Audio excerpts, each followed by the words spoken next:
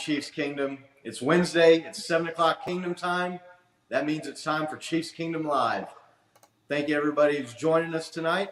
Appreciate it. Hit that like, hit that subscribe, turn on the notifications. We're going to do our best to have an outstanding show for you. So if you like what you see, make sure you tell a friend. Make sure you tune in every week. Got a special guest returning to the show tonight. We'll bring him on here in a minute.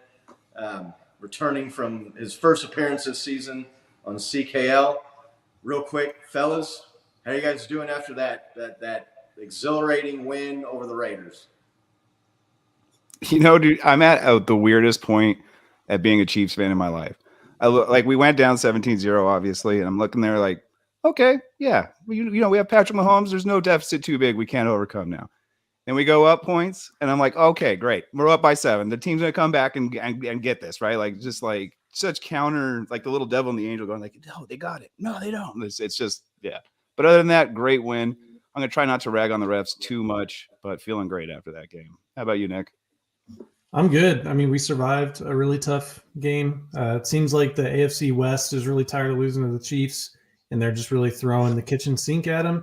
And you're seeing it early in those games. It's like they're just like the Chiefs are just like rope-a-doping them, right? Getting up like against the ropes and just letting them like tire themselves out. And then they come out punching and they've survived games against the Chargers and the Raiders. I mean, there's a lot to talk about the Raiders game, but you never apologize for a win, right? In the NFL, especially against a division opponent. So I'm feeling good, man. Cool.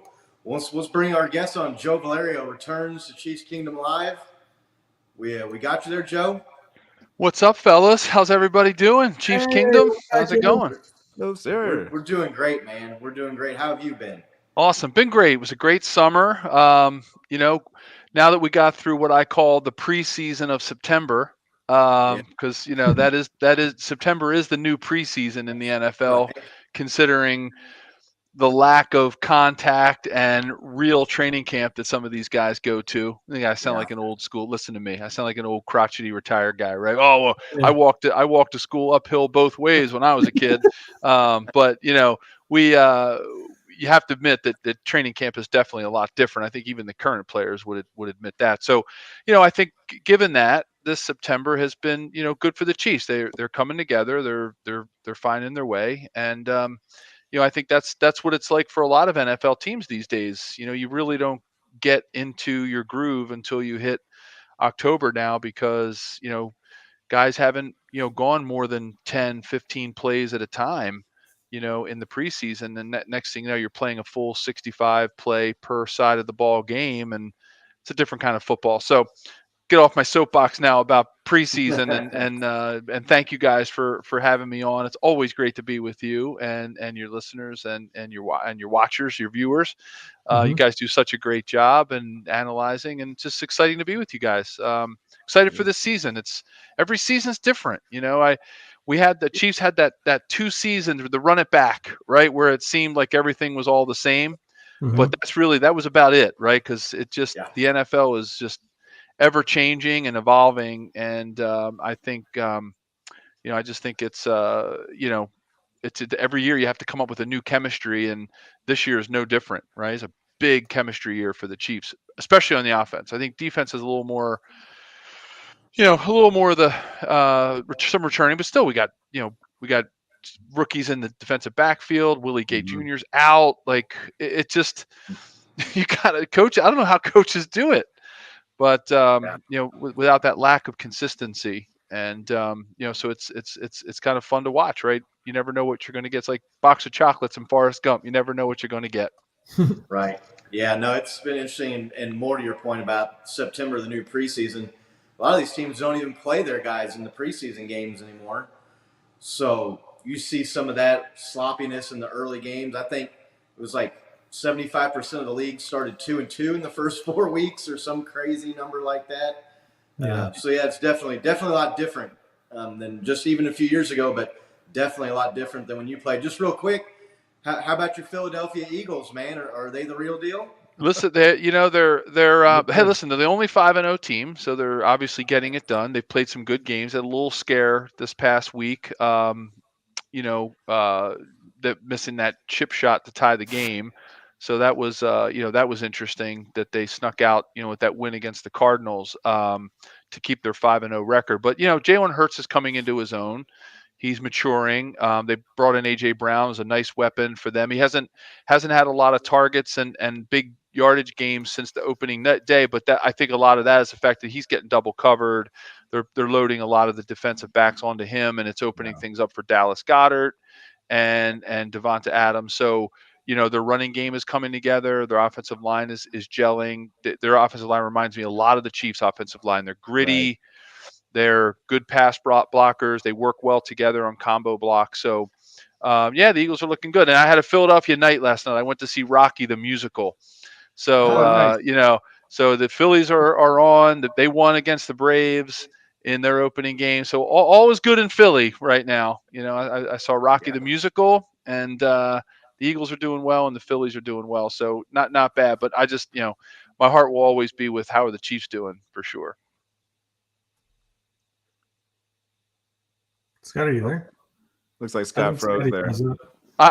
He's so amazed by how well the Eagles are doing that he just froze. It just froze him, right? Joe, it's something about every time you come on the show, I don't know what it is, but it's all good, buddy. It's all good. It's just the world of technology we live in. But I can still hear everything that you guys were talking about. So, just getting into the Chiefs. The offensive line, I think a lot of people were expecting the Chiefs line to be a real strength this year, and it's been a little rocky, a little up and down.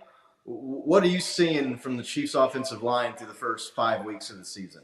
Well, I mean, not to overuse that term, but there's definitely been a lack of consistency, right? I never try to be critical of my fraternal order of offensive linemen. We call ourselves the Fools, right? Fraternal order of offensive linemen, and but I do have to, to be honest and objective, and not that I was ever an All-Pro, but I get to, when you're done playing, you get to critique, right? There you go, Big Doug. Rocky the musical had him in shock, like a right hook from Apollo Creed. But I just Orlando Brown just isn't. There's something wrong. I don't know what it is. Right? Like it seems like it. What's that, Bo? So it seems like he's missing a step, right? Yes, thank you. He's like he's a step behind. His hands are slow. Yeah. It's like he's playing with cement shoes on at times, and I don't know what it is because we know that he's an ultra athlete for his size. We know that he's a gifted left tackle. He's obviously has proven himself and demonstrated himself to be a fantastic player. I just don't know what's wrong with him. It's like we said, he's running in quicksand or something, or he's doing his pass sets in quicksand. Right. And I was talking to my wife about it last night, and I was thinking we were kind of talking about what we're going to talk about in all these. These shows coming up here in Bills Week, and my fear is that like for him personally, he should have taken that big deal from the Chiefs when they laid it on the table, because I don't know what unless he completely turns it around, and maybe he's hurt and we don't know it and he's not saying anything, but he kind of he's hurting himself. I'm just speaking selfishly for him and what he was, I think, anticipating this season to be. Not to go off on a tangent, I know we got to talk about the whole line, but I just feel like, he should have taken that big guaranteed money and gone with it, because I don't think there's a lot of teams out there going, all right, well, yeah, he's going to be our premier franchise left tackle at this point. And sure, is he going to be somewhere playing football and starting? Absolutely. I mean, but nonetheless, it's been a struggle. I think, Andrew Wiley's had his ups and downs. Andy Reid and Eric Bieniemy and Andy Heck, of course, made that competition out at right tackle, which I think drove a lot of the players. I think it, when you have a competition at one place, it tells the rest of the line, as solid as their positions might be, that look, there's a competition here, nobody's safe. So it kind of stepped everybody up a little bit, I think, including Orlando. But once they settled into their final five on the O-line, I think everybody just kind of settled down, and it seems like they're playing a little complacent. And I love Nick Allegretti and what he does filling in, especially in the interior spots. I thought he played really well against the Raiders, but missing Trey Smith isn't helping. Creed's kind of seems like he's going through a little bit of a sophomore slump. Not a slump, but he just Not on fire like last that year. rookie magic. Yeah. So it's Yeah. just it's a comedy of errors. It's everything's just happening at the wrong time for this line. And I think they just got to keep playing together. They just got to keep going, keep working on their double teams, keep working on the stunts and the pass offs, in the stunting game and pass protection. And I think as long as they can get that chemistry back, we know that they can be a dominant offensive line. We know they can. We've seen it. It's not as if they got lucky last year. This is not about I luck. was thinking about that earlier, right? Like, I feel like you hit the nail right on the head when you said the thing about consistency, because when they're on, they seem like they're on. Pat has all the time in the world to make whatever throw he wants to make. And then when they're off, they're just off. And then I was just wondering, like, is that maybe like a tip of the hat towards the caliber of defensive linemen they're facing, all the pass rushers? I mean, they faced like, Mack and Bosa and Watt and Chandler Jones and Crosby. I mean, some of these guys are top tier. Yeah, I mean, the NFL, especially the AFC, man, they just keep coming at you, week in and week out. I mean, and they're going to be faced with it again this week with the Bills, right? Yeah, exactly. It's going to be a test for them. One of the things that I've seen, I'm not as concerned as much in the pass game because Patrick just makes things happen, right? You give him, you give him the pocket within the pocket, he's going to make things happen as long as they're just not getting those direct lines to Patrick like Max Crosby did on Andrew that one play where he got that sack. As long as you're not giving it up like right away, Patrick's going to make stuff happen. He's going to, you can't let them go unabated, so to speak, to the quarterback, right? To use that term. My fear is more in establishing the run game, which ultimately affects the pass game. Right, because it's glove in hand. It's hand in hand. You can't have one without the other. And what I was really excited about is when Pacheco and Clyde were really humming. And what I was predicting that was going to happen after that one game where they both were on was that the competition between them was spurring this team to new heights. Yeah, that's what it looked like. It did, didn't it? I mean, Pacheco's running like he hates the ground, right? Just pounding the ground like he hates it. And Clyde was fired up, and it was the most emotional I've seen him play in the earlier part of the season. Not that this season's not still early, but I didn't see that in this last game. I didn't see the competition between those two. I didn't see Andy and Eric Bieniemy's commitment to the run this week, and that hurts them. That hurts them in the pass game because then all of a sudden they're pulling an extra guy out of the box and they're dropping 7, rushing 4. Or I'm sorry.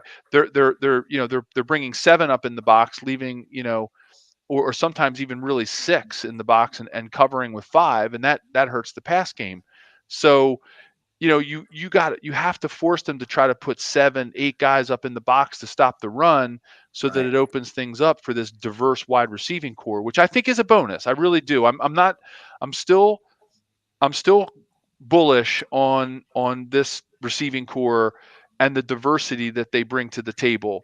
Big, short, stocky, fast, tall. Like they have this great diversity of receivers, and I like it. And I'm a fan of it. I just don't think they're using the run game for that to take full effect yet, because you can't. You got to get it going. You have to be pressing the line of scrimmage so that you're pulling those guys up into the box and you're creating those seams where this receiving core can stretch the field vertically and horizontally, and they're just not in sync when it comes to that right now. And I think that's once they can really make that commitment to the run game, and we can either determine whether it's going to be Pacheco or it's going to be Clyde or it's going to be McKinnon, whoever it is. It can't be Patrick. He can't be our leading rusher. No. Okay. It can't. Sorry, Joe, but no, go ahead. Some of the struggles that we've had in the run game, and viewers of our show will know that we've been relatively hard on Clyde, right? Over the last couple of years, we're kind of concerned with where we drafted him versus the output we've had. Now he's had some good games this year, and we've definitely given him credit. But when you see him struggle, do you see a guy that's struggling as a running back, or do you see a line that's struggling to block? Because I don't, sometimes as a more of like a fan, I don't know. Like, is it Clyde, or is it he's just not getting proper holes to run through? Yeah, Nick, that's a really astute observation and question to ask, because again, and I'm not trying to take the easy way out, but it's definitely it's a complementary effect, right? Mm-hmm. Because when the offensive line, I call it butt blocking, or getting your butt into the running backs, into the area where he's trying to go, right? Because you're position blocking. So what ends up happening a lot of times is the line, when they don't feel the running back pressing the hole and really putting his nose, in there, and just really, putting the pedal to the metal, the offensive line starts position blocking, right? And they get their butts into the Okay. hole, and they're not trying to drive the defensive lineman where the defensive linemen want to go. You have to use the defensive lineman's leverage against them if you want to be effective. And what that does, Nick, is that gives the running back two ways to go. But when you dictate to where the running back's going to go by turning your body and getting your butt into the hole, then you've kind of shut down both the running lanes. And I think that's kind of what happens when the line when they feel the running backs pressing up against, their backs, and they know, then they start to get that push, and they let the defensive lineman, they use the defensive lineman's leverage against them and take them where they want to go. And I used to do this drill when I coached offensive line. I called it fit and finish. Mm-hmm. And what you do is, as a lineman, like, imagine two guys going up against each other, right? Defensive lineman is going against the offensive lineman, just head on block, straight on block, which doesn't really happen in the NFL much, but just imagine that just for this case. Mm-hmm. When the running back is coming at the defensive lineman, okay, the defensive lineman can't just stay engaged with the lineman, because then they're not doing their job, right? If the two guys just locked up and the defensive lineman just wanted to beat up the offensive lineman, well, he's not tackling the running back, and that's his job. So when the defensive lineman lurches or leaves to go try to tackle, there's a weakness there in the defensive lineman's body, because he's taken his focus off of the lineman who's blocking him, and he's put it on the running back. And what offensive linemen need to do at that point is they need to feel that weakness. I used to tell the offensive linemen that I coached, feel that weakness, and when they get weak, take them that direction and just drive them in, let their own body momentum of reaching for the running back. So imagine the defensive lineman is reaching for the running back. Mm-hmm. Well, as soon as he starts to reach, take him that way. Don't try to butt block him. Don't try to position. Just keep taking him, and you'll wash him 3-4 yards down the road. And then next thing you know, the back has two ways to go, or he can just drive right into the pile and get an extra 3-4 yards. And then you're grinding. Then you're ground and pound, right? And that's what I think the Chiefs aren't doing. So Right. the line's not finishing, the running backs aren't pressing, and they're not working together as a whole group to move that line of scrimmage. So I hope that visual kind of, maybe now, your viewers and listeners will watch that in the game, and really seem to, you'll see them start to push that line of scrimmage, and they'll work together. Another thing that they haven't really been doing very well is they haven't been getting their hips together. We used to do this drill when I coached offensive line as well, and I learned this from Alex Gibbs, who was master offensive line coach, right, in Kansas City and other places.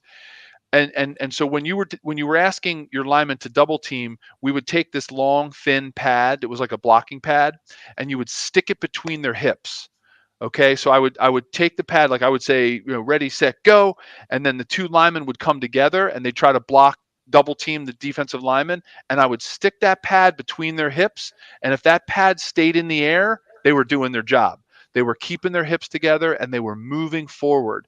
If the pad fell, it meant they were working against each other because their hips weren't coming together. So think about the leverage you have if you've got 300-pound guys pushing their hips together, and it's almost like, it's like a bulldozer. Mm-hmm. Yeah. But what this line is struggling with, I think, a little bit because of, they're not a little bit of the inconsistency of, Trey not being in there, just getting through training camp and getting through these games and everything. They're not really blocking the linebacker with the defensive tackle's butt. So that's another thing I tell people to watch for. Because there's a double team on every run play. Like there's never a single block anymore, unless it's some kind of a misdirection or counter or something. But there's always a double team on a zone play in the NFL, every running play. And when you watch those two guys come together, what they need to do is they need to block the guy at the next level, whether it's a strong safety or a linebacker. They need to block that guy with the defensive lineman's butt. So you got to take that defensive lineman and drive him back and either make the linebacker loop over or have to come under. And then when they do that, that's when the linemen come off and then, they can block two guys, right, with the double team. And then boom, one guy comes off and you got to come off at just the right time. You come off too early for the linebacker and the defensive lineman sneaks through. You come off too late, the linebacker scrapes over too fast and makes the play. So double teams are really the critical piece. So if you can take your eyes off of Patrick Mahomes and Travis Kelce for just a few seconds, okay, which is hard to do, which is really hard to do when you. I'm a ball watcher, Joe. Okay? I know, Scott. Come on, watch the line, man. Watch the line. That's the only thing they show on the TV broadcast view anyway. You don't get to watch the routes or anything or the defense.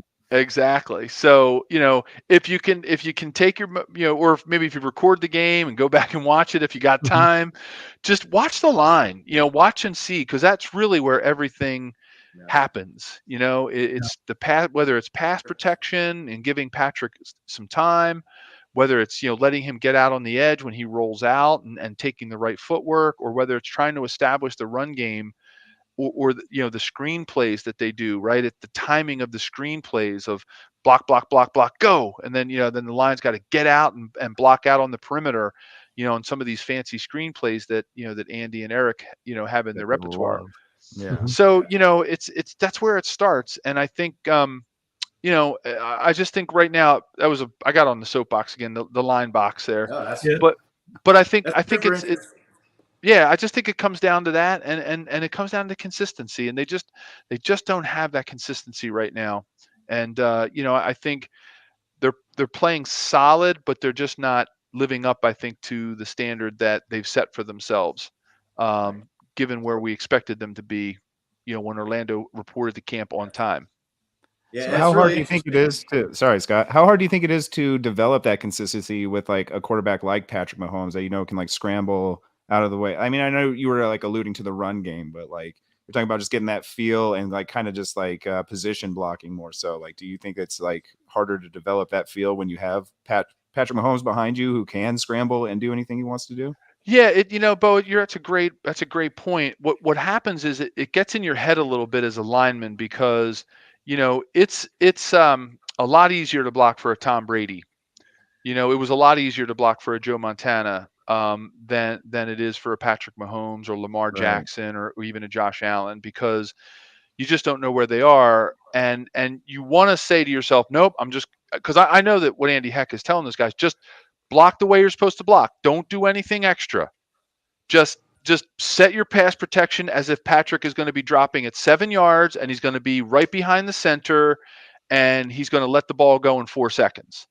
Well, yeah, you can tell the guys that, but at the end of the day, they're always kind of wondering where he is, and you kind of, in their minds, it just gets in their heads a little bit that, that he's going to be somewhere else. And that's tough. That's really tough to do. The closest that we probably came to that in Kansas City was probably Dave Craig. For those that can remember back to like the 92 season, my God, that was 30 years ago. I'm old, but, but like, a Chiefs fan.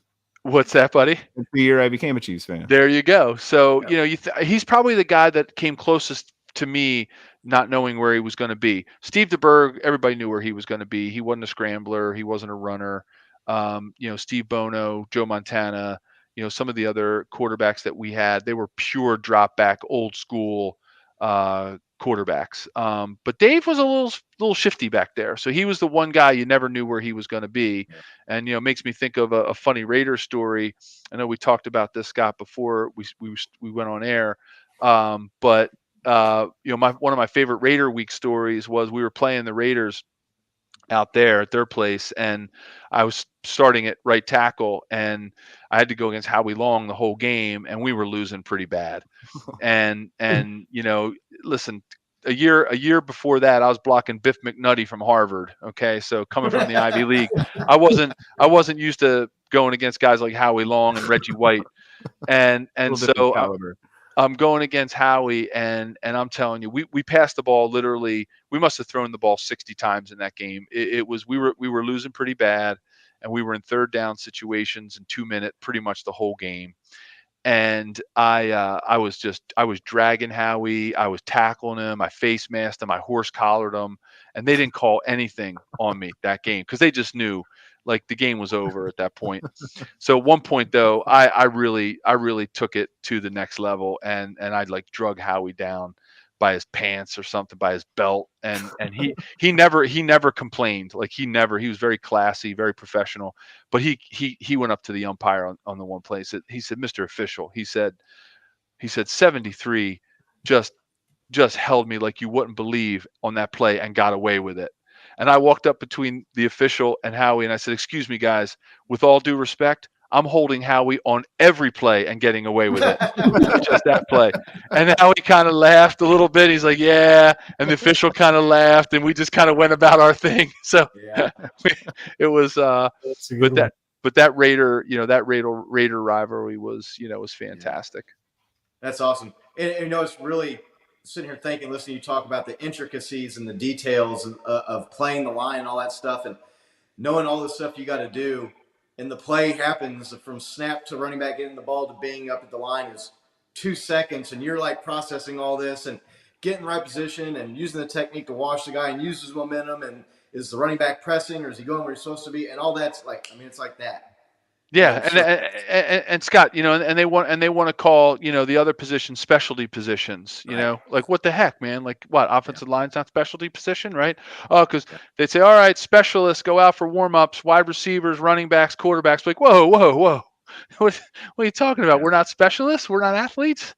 So no, but I'm kidding. But see how the game goes. How about that, right? Yeah, exactly, Nick. Yeah, no, that's awesome. Well, Joe, I know our time's short with you, so yeah, I'm so sorry, guys. It was great to be with you. Promise me we'll do this again. Seriously. Oh yeah. All right, let's do it again, and you know, go Chiefs. You know, I can't wait for this game. I can't wait to, you know, listen in and dial back in when you guys, you know, are all posted up for the replay on YouTube. I'll check out the rest of the show, and you know, definitely let's do this again sooner rather than later. Yeah.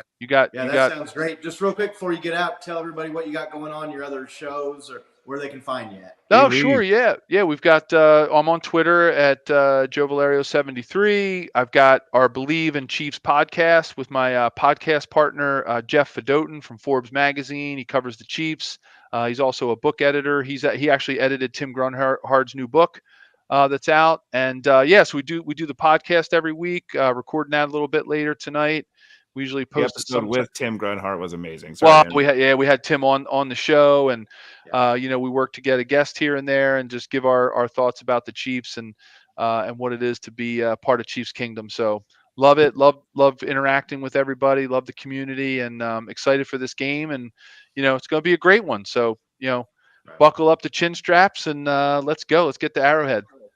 Yep, I'll be there Sunday. Thanks again, Joe. All right, guys. Let's thanks, get that man. Chiefs Eagles Super Bowl, man. Oh man, that'd be great. Absolutely, I'm in, man. We'll bring some cheesesteaks and barbecue. It'll be great. We'll put it together. We'll make a barbecue cheesesteak. How's that? I'll bring it. That sounds good, Joe. Hey, thanks again, man. Great to see Scott, you. take care, guys. Talk to you soon. All right. Yeah, take care. Thanks, Joe. Bye. Bye-bye. That guy's so cool. Like that guy just, like I was just sitting here like listening, just like, damn, like that's all that. It's not, you just don't like run up and block the guy in front of you, you know? I don't know. It is just a novice who I've never even like played in kind of like organized football. To listen to that dude just break down line play like that is unbelievable. And what a nice guy. So great it's cool to get Joe. his take on the games too. You know what I mean? Like what he's seeing versus like what we're seeing, and it's kind of cool that it kind of lines up a little bit so that we know what we're actually talking about a little bit. It's really nice. Yeah, great guy. Super interesting stuff that he just gave us there. And I gotta give it's like, I gotta give John F his due here. he did. So, I remember it. Well, I definitely did. remember it. Well, we'll get to that. We're gonna get to the Raiders Chiefs game here in just a second. But the other thing too to me is like listening to him talk about like blocking Howie Long, man. Like it's a Hall of Famer, you know. Dude, Yeah. that's what I love about the podcast with him. When like the guys he talks about playing with and playing against, you're just like, oh my, what an era to play football in, you know? Like, We'll definitely get Joe back on here fairly soon. So yeah, John V's in the house. So John V, Joe V, John V, and John F, and one man show. I think that's our guy Brian. Good to see y'all. Thanks for thanks for joining. Yeah, thanks for being part of the show. Thanks for sending your comments and your questions. Maybe next time we have Joe, we can get him a little bit longer, and maybe he can answer some questions from the chat there. So, but yeah, this Raiders Chiefs game, John F, you called it a close game. I will say, I put a tweet out that the Chiefs, since Patrick Mahomes took over at quarterback, was 7-1, and I think only one or two of those games was a one possession game, and there was two or three that were like 4 or 5 touchdown spreads. So that game being close kind of bucked the trend of the Chiefs Raiders rivalry. Real quick about that, I noticed all week leading up to the game, after we did the show last Wednesday and leading into the game Monday, there seems to be this narrative out there that the Chiefs and the Raiders isn't a rivalry because they don't play in big games. And that, like, first of all, when did division games stop being big games? You hear that all the time. Oh, it's a division game. This is a big game. You know, the number one goal of every team going into the season is win the division, right? I mean, that's your first goal because that gets you into playoffs. That's goal 2. Maybe get to the, depending on where you're at as an organization, maybe a conference championship game, maybe just a playoff win, but it all starts with getting into the playoffs, and that's the ultimate goal. And winning the division is a guaranteed way of getting in there and getting a home game. I just don't understand when people say that it's not a rivalry. What, they have to play in the playoffs every year? First of all, who's saying that the Raiders Chiefs isn't a rivalry? They don't know the Chiefs or Raiders. Then, like, it's a thing. It's like the first thing Patrick Mahomes said after last week's game was, "Good win, guys, but we know who's coming to town next week." Exactly. Like, it's a thing. Like who doesn't another know way of shitting on the Raiders, and like we kick your ass so much that like we don't even think about you anymore, right? That's the way I take it anyway. Yeah, and just because you dominate your rival for a little while doesn't mean they're not your rival anymore. So, yeah, I don't get where that's coming from. We got our man Chris is in the house. What's up, Chris? It was definitely a tough game Monday night. I didn't think the Chiefs would win, to be honest. You know what? I wasn't really that worried. I was the most worried, not when we were 17 down, 17-0. It's when we had to punt the ball there with like a minute left. I started getting a little nervous, man. I just thought we haven't stopped them, and kudos to Tommy Townsend. That's a tough punt right there from on inside enemy territory on the other side of the 50-yard line to be able to punt that thing up there and drop it and pin him at the 5 or the 6. That was key. A huge play in the game. I don't think really got talked about a whole lot from what I've seen on social media or local, sports talk or sports media. But, so I got a little nervous there, but yeah, Chris, it was a nail biter there at times for sure. How much more comfortable are you with like Patrick Mahomes going down the field to get the score than you are with like the Chiefs with 4 or 5 minutes left, like it was trying to run down the clock, right? Like we've all been there before, and that's just like I don't want that situation ever, man. Like, Full transparency, I was here with Zach. I was thinking that we were going to give up the field goal, and we almost did, right? I mean, Devontae Adams just bobbled the ball, or else they're pretty much. I mean, it's pretty close to being over there. Maybe the Chiefs are using timeouts, in that case, if they're in field goal range and try to hold them from getting a first down. But it's it was looking fairly bleak, but they pulled it out, right? I mean, but like I was saying at the beginning of the hour, like when it's 17-0, like I'm at the weirdest point in my life. I'm like, dude, we got Patrick Mahomes. Like I didn't lose faith like I normally would if your team's getting beat 17-0. You know, it's so weird having him at the helm, and you're just kind of like, we're okay, we're good, guys. Let's do this. Pure to form, they do it right. They go in there and make the comeback, and you're just like, all right. And like I was trying to say earlier, I was more worried when we're up. Like we're infamous for letting teams come back and tie us and or beat us when we get a lead. So yeah, and the Devontae Adams play, you know, that I think he went out of bounds at about the 35 or 40 yard line, which would have been a 50-yarder. Their kicker is superb though. So yeah, he's made 38 straight field goals or something like that. Yeah, something crazy like that. But yeah, that's I was a little nervous there at the end. I'm not gonna lie. But I also the defense, Chris Jones and the way, and you just know like when they have to do it, they ratcheted it up. That 4th and 1, the last play of the game. Did you see that blitz? They brought everybody on the blitz. I mean, what was that? 8 guys blitz the quarterback. Here you go, Scott. We can show it to everybody. Jacobs. Carr is under center. Still 14 seconds on the play clock. Chiefs trying to run blitz. So Carr is going to throw a play action. Here comes a blitz. They throw it to the left side. Incidental contact. The pass is overthrown. It is incomplete. I'm looking for flags. I see none. The Chiefs have held on 4th down and 1 on a blitz on Carr at 41 seconds to go in the game. And that is going to do it. That is going to do it. In another classic game in the Chiefs-Raiders rivalry, Monday Night Football victory. The Chiefs were down 17-0 at one point. They are going to win this game. Kansas City 30, the Raiders 29. Dude, how great is Mitch Holthus though? Together a couple of memes here, just real quick from that game, and it seems like a good time to throw this up there. So we got a crying Jordan meme, and then Al Bundy polk eye with our man Travis Kelce getting 4 touchdowns. So, Did you guys see the tweet Travis Kelce put out of putting his highlight reel in to Al Bundy saying all the quotes about him scoring 4 touchdowns in a single game? Right. Yeah. He tweeted out too that Al Bundy was his idol or something growing up with 0. Al Bundy 4 touchdowns. That was a championship game though. Al Bundy. This was Monday Night Football. Not quite a championship game, but prime time Monday Night Football record, 4 touchdown catches. They've been playing Monday Night Football for a while. Last time I checked. So just a really great game. Wild atmosphere. I was at the game. I think I might have seen one of our viewers, Laney R, was at the game.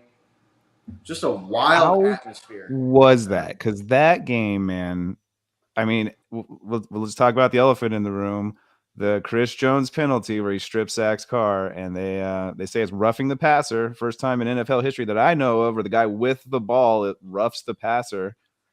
Explain that one to me. But the boos could be heard through every broadcast mic. You could hear them trying to cut the mics and implement just crowd noise, but it's cutting through the announcers' mics. It's cutting through the little boom guys' mics. Like that cameraman who got pushed over by Devontae, I'm sure like his mic was on. What was that like, dude? Because that had to be one of the loudest the crowds I've ever heard on TV. It was loud. It was loud, and it was like there was like a venom to the noise. It wasn't just loud. It was people, the booing, and there may or may not have been some expletives thrown in there with the boos. Probably not a Raiders Chiefs game. Probably not a game you want to take your kids to. Definitely was not a PG. Definitely was not a PG-13 crowd.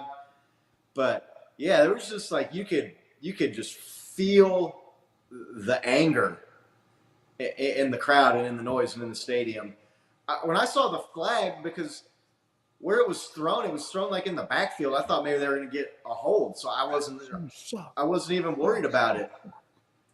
And then they say roughing the passer, and I was like, wait a minute, how's that roughing the passer? He had the ball, didn't he?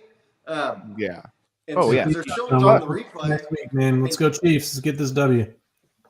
Yeah. Thanks, John. Good to see you, John. Thanks for tuning in. But yeah, so and then like the boos just continue to rain down.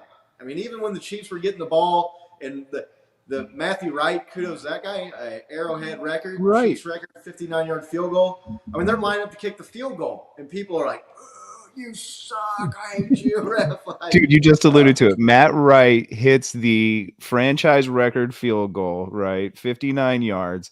The crowd does celebrate it for like 3 seconds, maybe. And Right then back. immediately continues to boo, ref, you suck. Unreal, dude. I haven't seen anything like that. Right. Yeah, no, it was crazy. It was wild. That's 2 games in a row. I mean, the last 2 games I went to the playoff, the divisional round win against Buffalo in the playoffs last year, and then this game in 2 of the wildest, craziest, loudest, just off the hook atmospheres I can remember. And I've been to a lot of Chiefs games, so let's great dive into time. the meat of it, Nick. What do you think You about hear that? about crowds like impacting games, right? Yeah, but you're like, yeah, well, they kind of took that crowd took that game over. I have no doubt that they impacted the way that the team played. Like the Chiefs were pissed, and when they went into half, like I was just like, oh, we're gonna win now. Like I just like was like, oh, okay, well, we're gonna win. Because like Mahomes, like he went from having that kind of like what the fuck is going on look in his eyes that he gets sometimes to like he had that killer look, like I just like want to murder like your whole family. Yelling at And the Chiefs. like, I'm right here. You could clearly hear 70,000 people screaming bullshit over and over again for about 5 seconds, and then it turned into refs, you suck. And Zach talked about it. Like I want to get that audio capture as like my ringtone for my phone or something with the ref where he's just like, there's no foul. There's no penalty for Block in the back. defensive holding. I've never heard somebody afraid for their life before until that. Man, he was not feeling it. Yeah, so yeah, pretty cool, fun experience. You guys, looks like we have Zim in here. What's up, Zim? This game is about the defense, pass defense, and pass rush. Welcome to the show. If they defend 50% of that, they win. Yeah, the defense saved the day there at the end, no doubt. We'd like to have seen the offense be able to close it out and just run that last 4 minutes off, but they did. Something that was interesting to me, and I didn't get a chance to ask Joe about it, but you know, Patrick Mahomes going to the offensive line after that first couple of series and saying, "Look, like this game is going to be on you. Like they're playing man. Give me time, and I'm going to find guys open." And they stepped up. They did. No, yeah. Jones got hooked there. And Brian in here. You guys are throwing these up a little fast for me to keep up with, but Sorry. I mean, let's get real about this game. That game. As many up as I can for the viewers here. Sorry, I was gonna say about this game, like the officiating was atrocious for both sides. Like I'll call it like, man, getting hooked. So many offensive holds were missed, like just blatant, like face masks, late hits. All the stuff they called was completely inaccurate. I'm sure like Nick has a picture of one of the first downs that they just got wrong. He came in, just yelled first down, and it was probably 2 inches short easily. Slideshow, I'm an idiot. It was one of the worst displays of officiating I've ever seen, even for like us, man. Like that holding call we got on the field goal, I'll say it, complete bullshit, and it turned into 7 points for us. So I mean, like the officiating that game just. It's one thing when it's like just really bad calls, but they were affecting a game in the way where it gave the other team points, like almost immediately. The drive where it kind of just went pass interference, run the ball on the one into the end zone. You know what I mean? Like that's not even football at that point. That rule, man. Like you can't reward a guy for underthrowing passes because that's what that is. Like the guy's covered.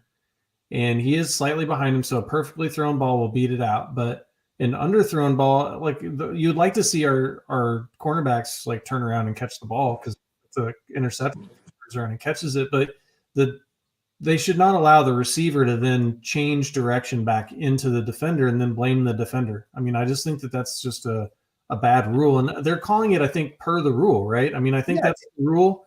Especially when the ball hits the back of the defender's head. But yeah, you have to make a play for the ball. Like you have to come back, right? And he did. Devontae turned, but like he pulled with his momentum going the same direction he was going. He didn't go back for the ball by any means. Yeah, Zach's comment there. I guess maybe Chris Jones should have headbutted Matt Ryan at the end of the Colts game there after that sack on the third down. And maybe they wouldn't have penalized him. I guess it's okay to trash talk somebody as long as you headbutt them at the same time. That just goes to even more of like, not only was it bad, but it's just inconsistency from game to game that you watch. The Brady getting flung to the ground, that whip rule or whatever. Right. Same thing happens to Patrick Mahomes, and nothing. Chris Jones gets a game-altering penalty for trash talking, but Max Crosby can trash talk and headbutt face-to-face with Patrick Mahomes. I mean, if that's not taunting, I don't know what is. So that's the other. Not only is it just the missed calls and the bad calls, I get that that's a hard job, and they don't have the luxury of seeing all the replays like we do. They're on the field. They're trying to – the action's buzzing, guys flying around them. But they do though, to that point. Consistently, what's the penalty and what's not a penalty anymore? But to that point, they do have a whole set of refs in the booth that are privy to all the reviews. And like what pissed me off the most is we're like, how can they not buzz it down and change that call? Like, how can they not be like, hey, actually, this is what happened? Like they did 2 plays later to give the Raiders a first down. They're like, oh, actually, that ball was short. It was actually on this yardage. And they buzzed it down. They changed the yardage and announced it to the crowd, man. And like, I don't know if you guys noticed, there were 2 things right at the beginning of the game that were kind of like giant red flags, and flags not being a pun intended by any means, is that like they brought on a NFL official on the Monday Night Football crew, and Alex Smith and Steve Young were just lacing into this guy about the Brady call, right? And they're kind of ragging on him like, oh, it must be great to be a QB in today's league if that's roughing the passer, yada yada. Yeah. And then this happens, man. And you're like, so like that was the big red flag that they brought in that guy first to kind of like try to like ease the crowd into roughing the passer. And then the other thing, I'm drawing a blank right now because I'm just getting so worked up right now. But what's your guys? I'll bring that up in a second. What's your guys' take on like just this whole ordeal going on with Chris Jones?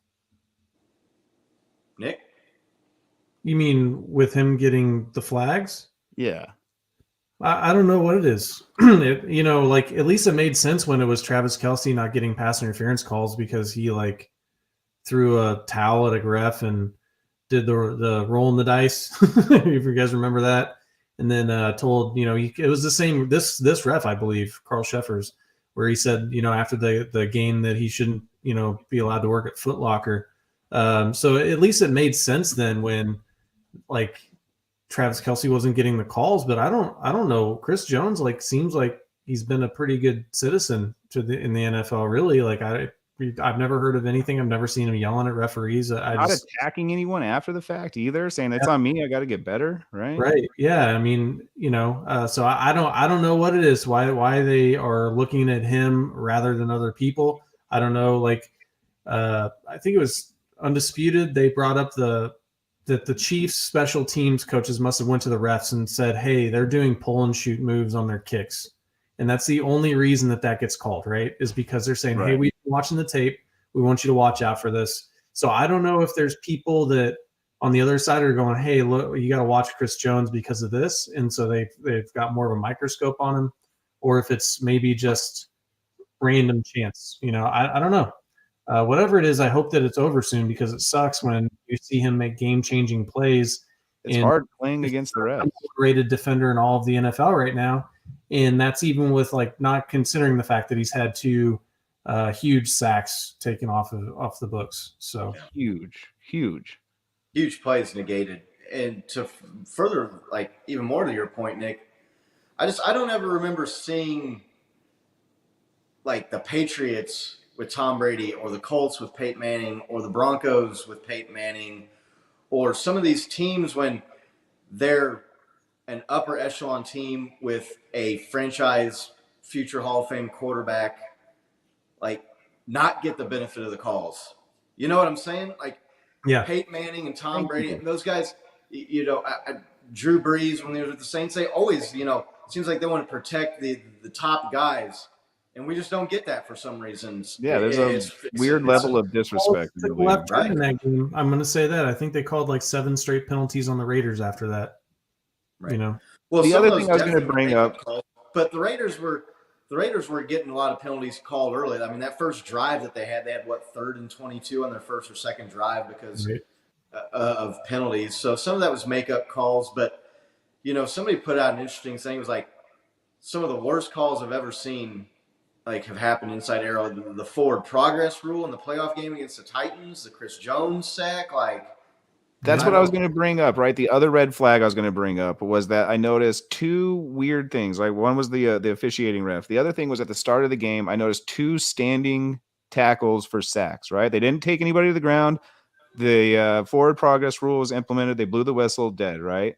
And then not a play later, they hand it off, or they do a short little pass to Jacobs in the flat. They stop him probably about 4 5 yards after he catches it, but then he drives for another or 2 yards. Okay. Then he drives another 5 yards. Right. And they don't implement that forward progression rule. Right. So it's just kind of what are we doing here with tackling? Is tackling not allowed anymore? And so, yeah. I don't, especially with the quarterback. And I get one to protect these guys that are, you know, making 30, 40, $50 million a year, but it's also football. That's why they get paid that much money, though, right? That's what's frustrating to me. It's also, to me, is the Chris Jones, they say he landed on with all his body weight. He braced himself with his arm and rolled to the side of him. So he not only he had I think that's a weak penalty. He didn't even land on him with his body weight. Exactly. So, I don't know. The Chiefs just see, and I'm sure every fan base complains that they get all the bad calls against them. There was Raiders fans telling me on the way out of that game, oh, well, you only won because of the refs. And Chargers fans after the Chargers game at Arrowhead week 2 were complaining the Chiefs won because of the refs. But to me, it seems like I don't ever remember the referees calling as many questionable or bad calls against the franchise, the number 1 quarterback in the league or one of the top teams in the league. Right. I just don't ever seen that. I don't know what it is. Maybe it evens out over the course of a season. Maybe it doesn't. But it's still Bo's fault because after week 1 or 2, he was talking about how good of a job he thought the referees were doing. They were doing okay. They weren't doing terrible, right? To my judge, it was only 2 weeks. Praise the refs. 2 weeks. You got to give them time, man. You're right. You're right. I jumped the gun on that one, dude, and it's just been biting me in the ass ever since, dude. So I looked, there's 16 total penalties in that game, 11 against the Chiefs. I mean, let's keep the flag in our pockets, refs. Let these guys play. There was so many just bullshit stuff. And the stuff they missed. You're how are you going to miss that if you're calling everything else? Inconsistencies aside, though, are we always blaming the right people here? Right? I mean, the rules could become kind of Mickey Mouse, and the refs are just, for the most part, trying to call to the rule, right? What they think the rule is. They're just they're just so.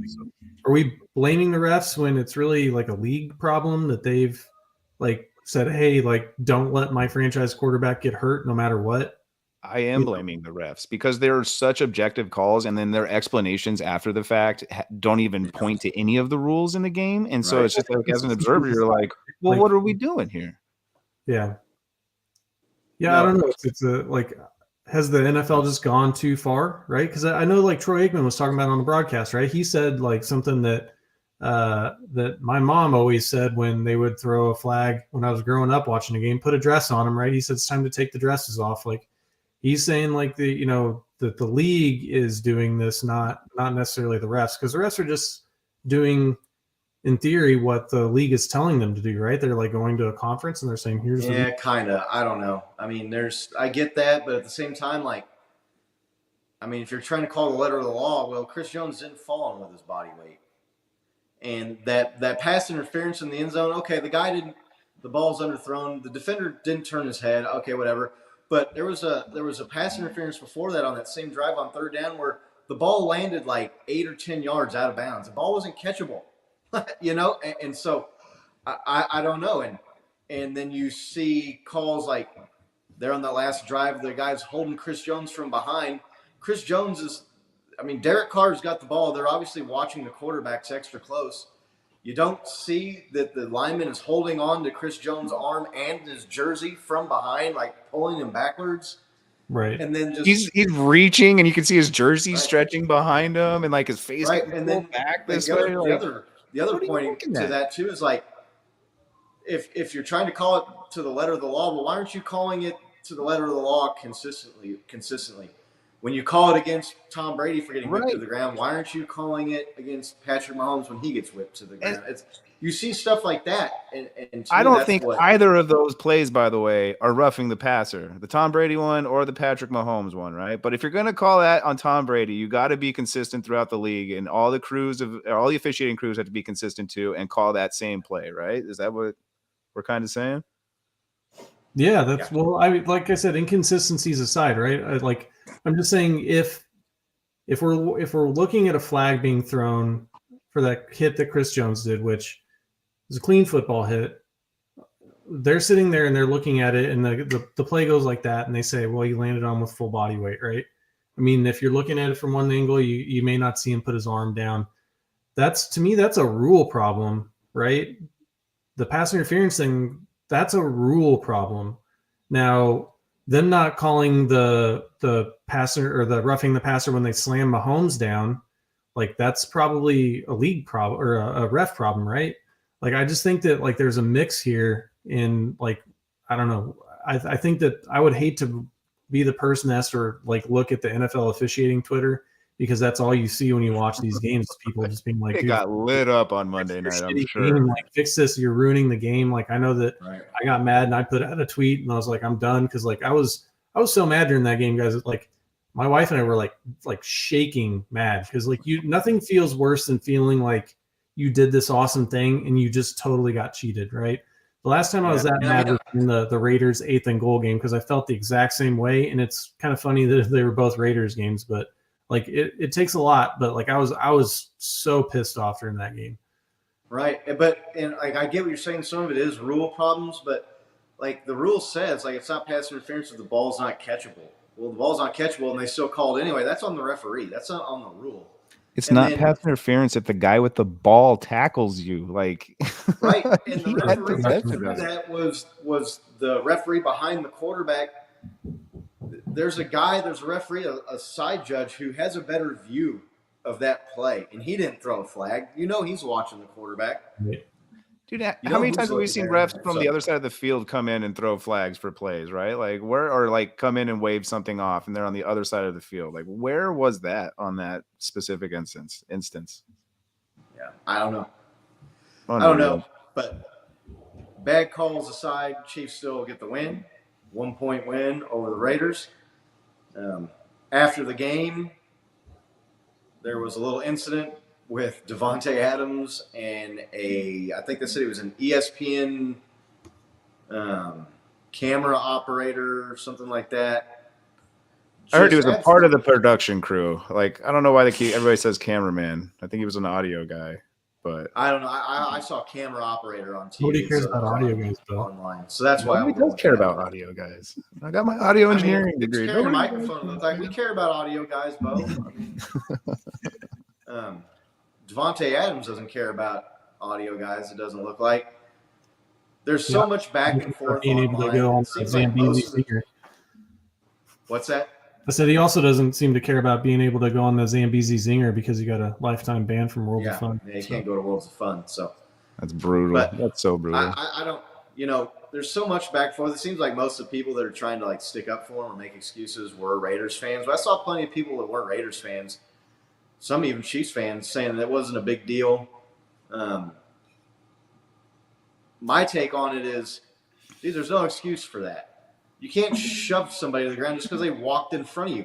Go to your job tomorrow and shove someone to the ground when they walk in front of you and see what happens to you. You're not only going to be fired, but you're going to be going to jail. You know what I mean? Like, you're going to get arrested. They ended up pressing charges, Kansas City Police Department did today, for misdemeanor assault. But and his apology afterwards was total BS baloney too. That he tried to like blame it on the guy. Oh, he ran in front of me. Well, that doesn't give you the right to push the dude to the ground. I mean, I've seen what it looks like after the fact, right? So I've seen what it. Oh, sorry, go ahead.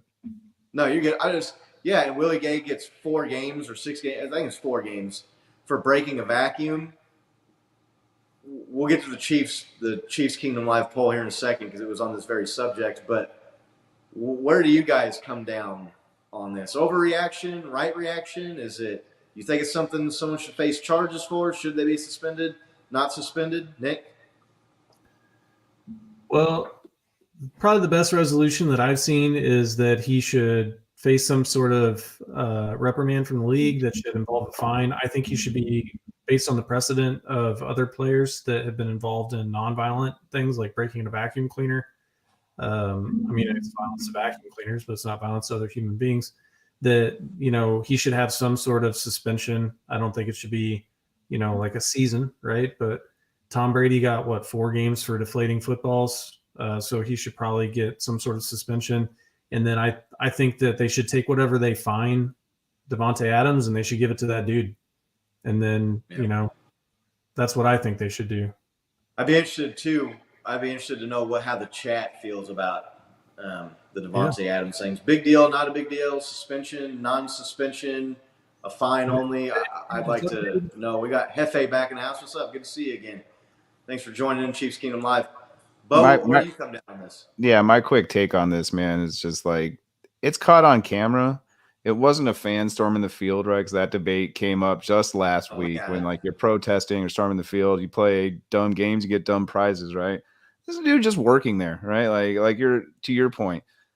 Anybody that's saying that like, oh, that dude shouldn't have gotten in his way, like have anybody just come up and push you over and see how you feel, right? Like and the guy supposedly went to the hospital. I mean, I know it could be like the litigious route to go through court systems and everything after the fact, but like maybe he did get hurt. I mean, he was carrying some pretty heavy equipment, it looked like. I mean, he didn't look like an athlete, a professional athlete.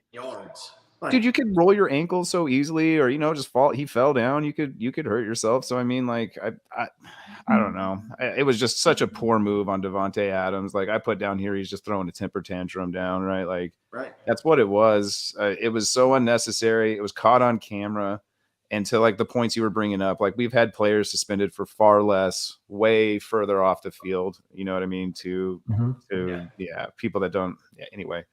I would be okay with some suspensions, like some heavy ones. Like it's the precedent has been set in the NFL to come down pretty heavy on stuff like this. And I mean, that's technically an NFL employee that he assaulted on camera in front of millions of people. So I wouldn't be surprised if the NFL does do something pretty crazy, like 5-6 games.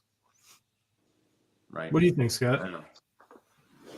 Yeah. I mean, I think I kind of said how I felt about it. I thought it was it was the guy was throwing a temper tantrum, and to me, it almost comes down to you could just tell like he just thinks he's better than that guy. Like I'm Davante Adams, you're not going to walk in front of me, and then he shoves the guy to the ground and just walks right by him. And then his lame ass apology where he's talking about I felt horrible immediately after it happened. Well, then why didn't you try to help him up or go see how he was? You just shoved him to the ground and walked by him like he was a nobody. Didn't even acknowledge that he just did that to the guy. Right. You know, and I mean, if you want to be pissed off at somebody, be pissed off at yourself that you blew the game-winning catch. You know, I mean, that's nobody else's fault but yours that you didn't win the game, ultimately. You don't bobble the ball. You're a $100 million diva receiver, one of the all-time greats.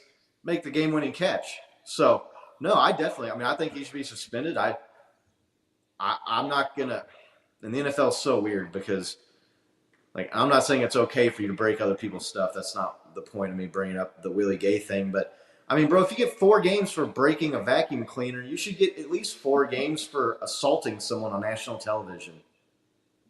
Especially like an NFL or an ESPN employee. That guy's just trying to do his job. But you'll probably get 1 game, if anything, because the NFL doesn't make any sense with what they do.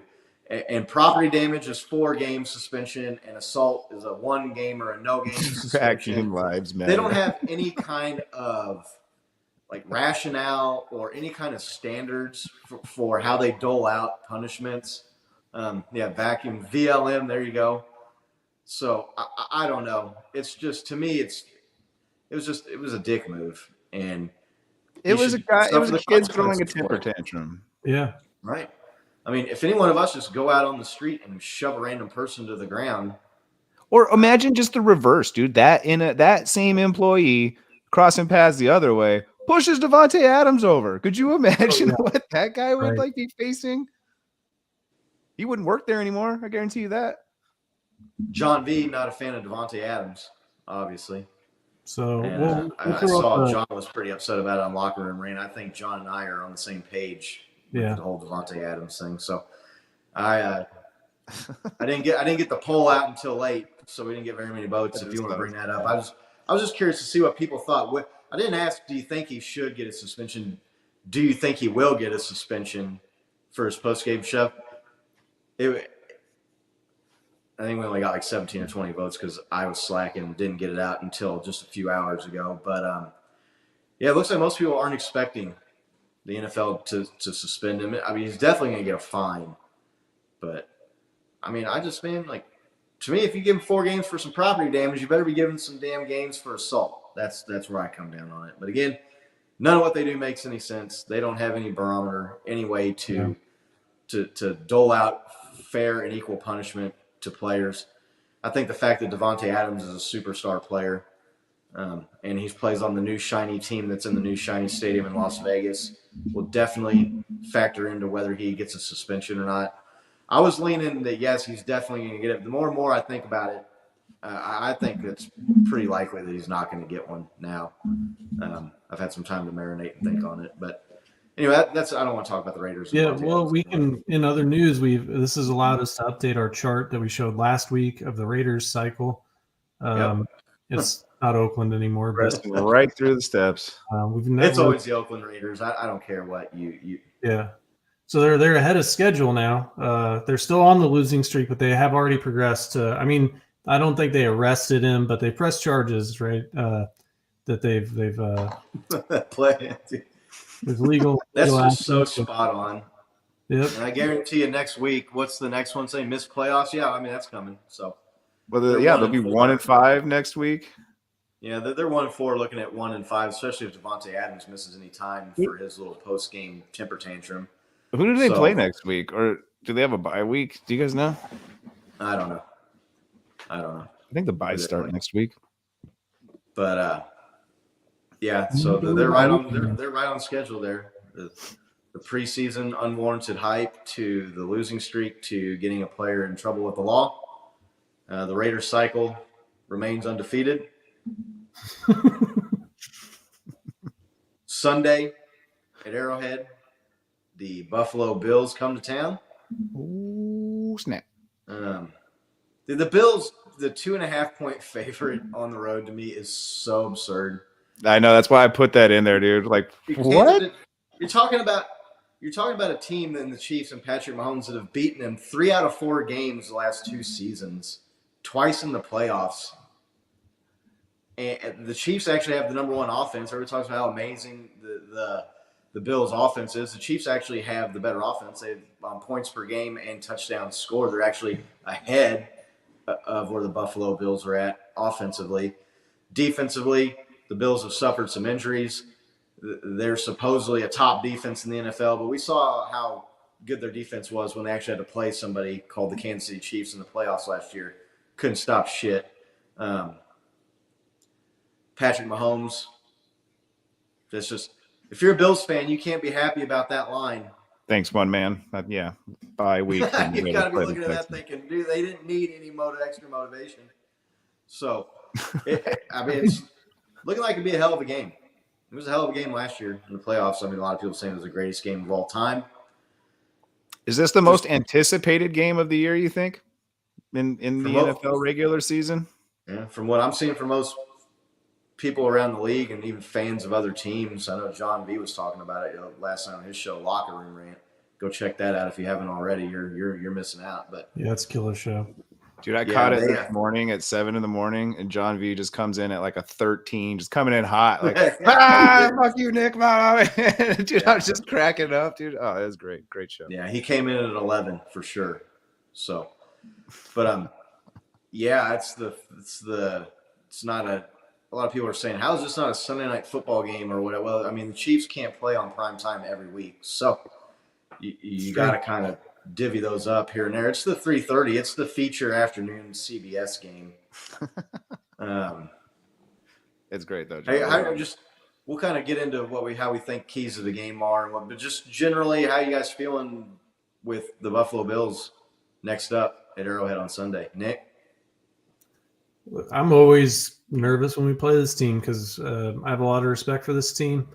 I walked out of Arrowhead after we beat them in the playoffs last year with even more respect than I had going into the game. I think that team is built to compete with the Chiefs, right? They've modeled their team just like the AFC West teams have done. What can we do to get past the Chiefs, right? So like the Chiefs are just taking haymakers from teams every week. And you see the Bills, and they're just like throttling people. Now, I know that they played the Steelers, right? But they kicked the shit out of the Steelers. They did exactly what you'd expect a good team to do against a smoked them team like that. So they also lost to the Dolphins, right? They lost to a division opponent, so they can be had. They were held. And they should have lost to the Ravens. I'm sorry, the referees. The Ravens, yeah, I was getting to that.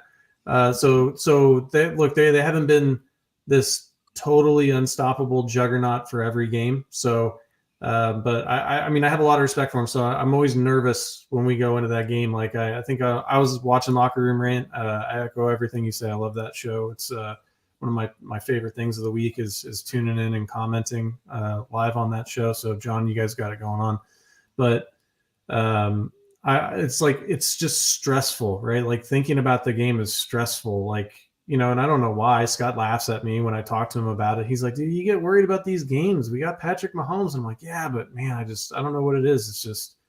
He ain't on the field when Josh Allen's on the field. Huh? Said he's not on the field when Josh Allen's on the field, though. So yeah, there you go. So I don't know. What do you think, Bo? How are you feeling? Dude, I echo a lot of your sentiments, man. I do.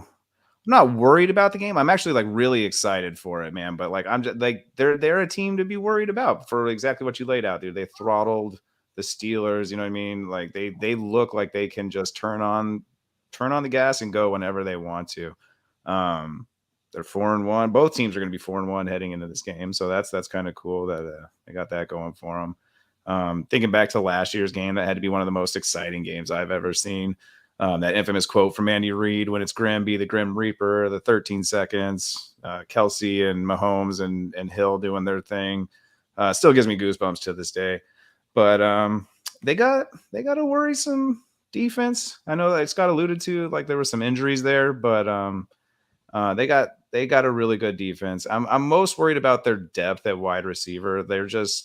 They have really good guys, man. Diggs, Davis, Knox, Shakir, McKenzie. I mean, they have a lot of really good guys, and it's kind of been our Achilles heel a little bit this year as our secondary, and that's kind of like their strength. So it's going to be interesting to watch that all go down. I'm curious to see if Josh Allen decides to run, and I'm really curious to see if Nick Bolton is going to be the spy, because I would love to see those two meet just head on. I think that would be awesome to see.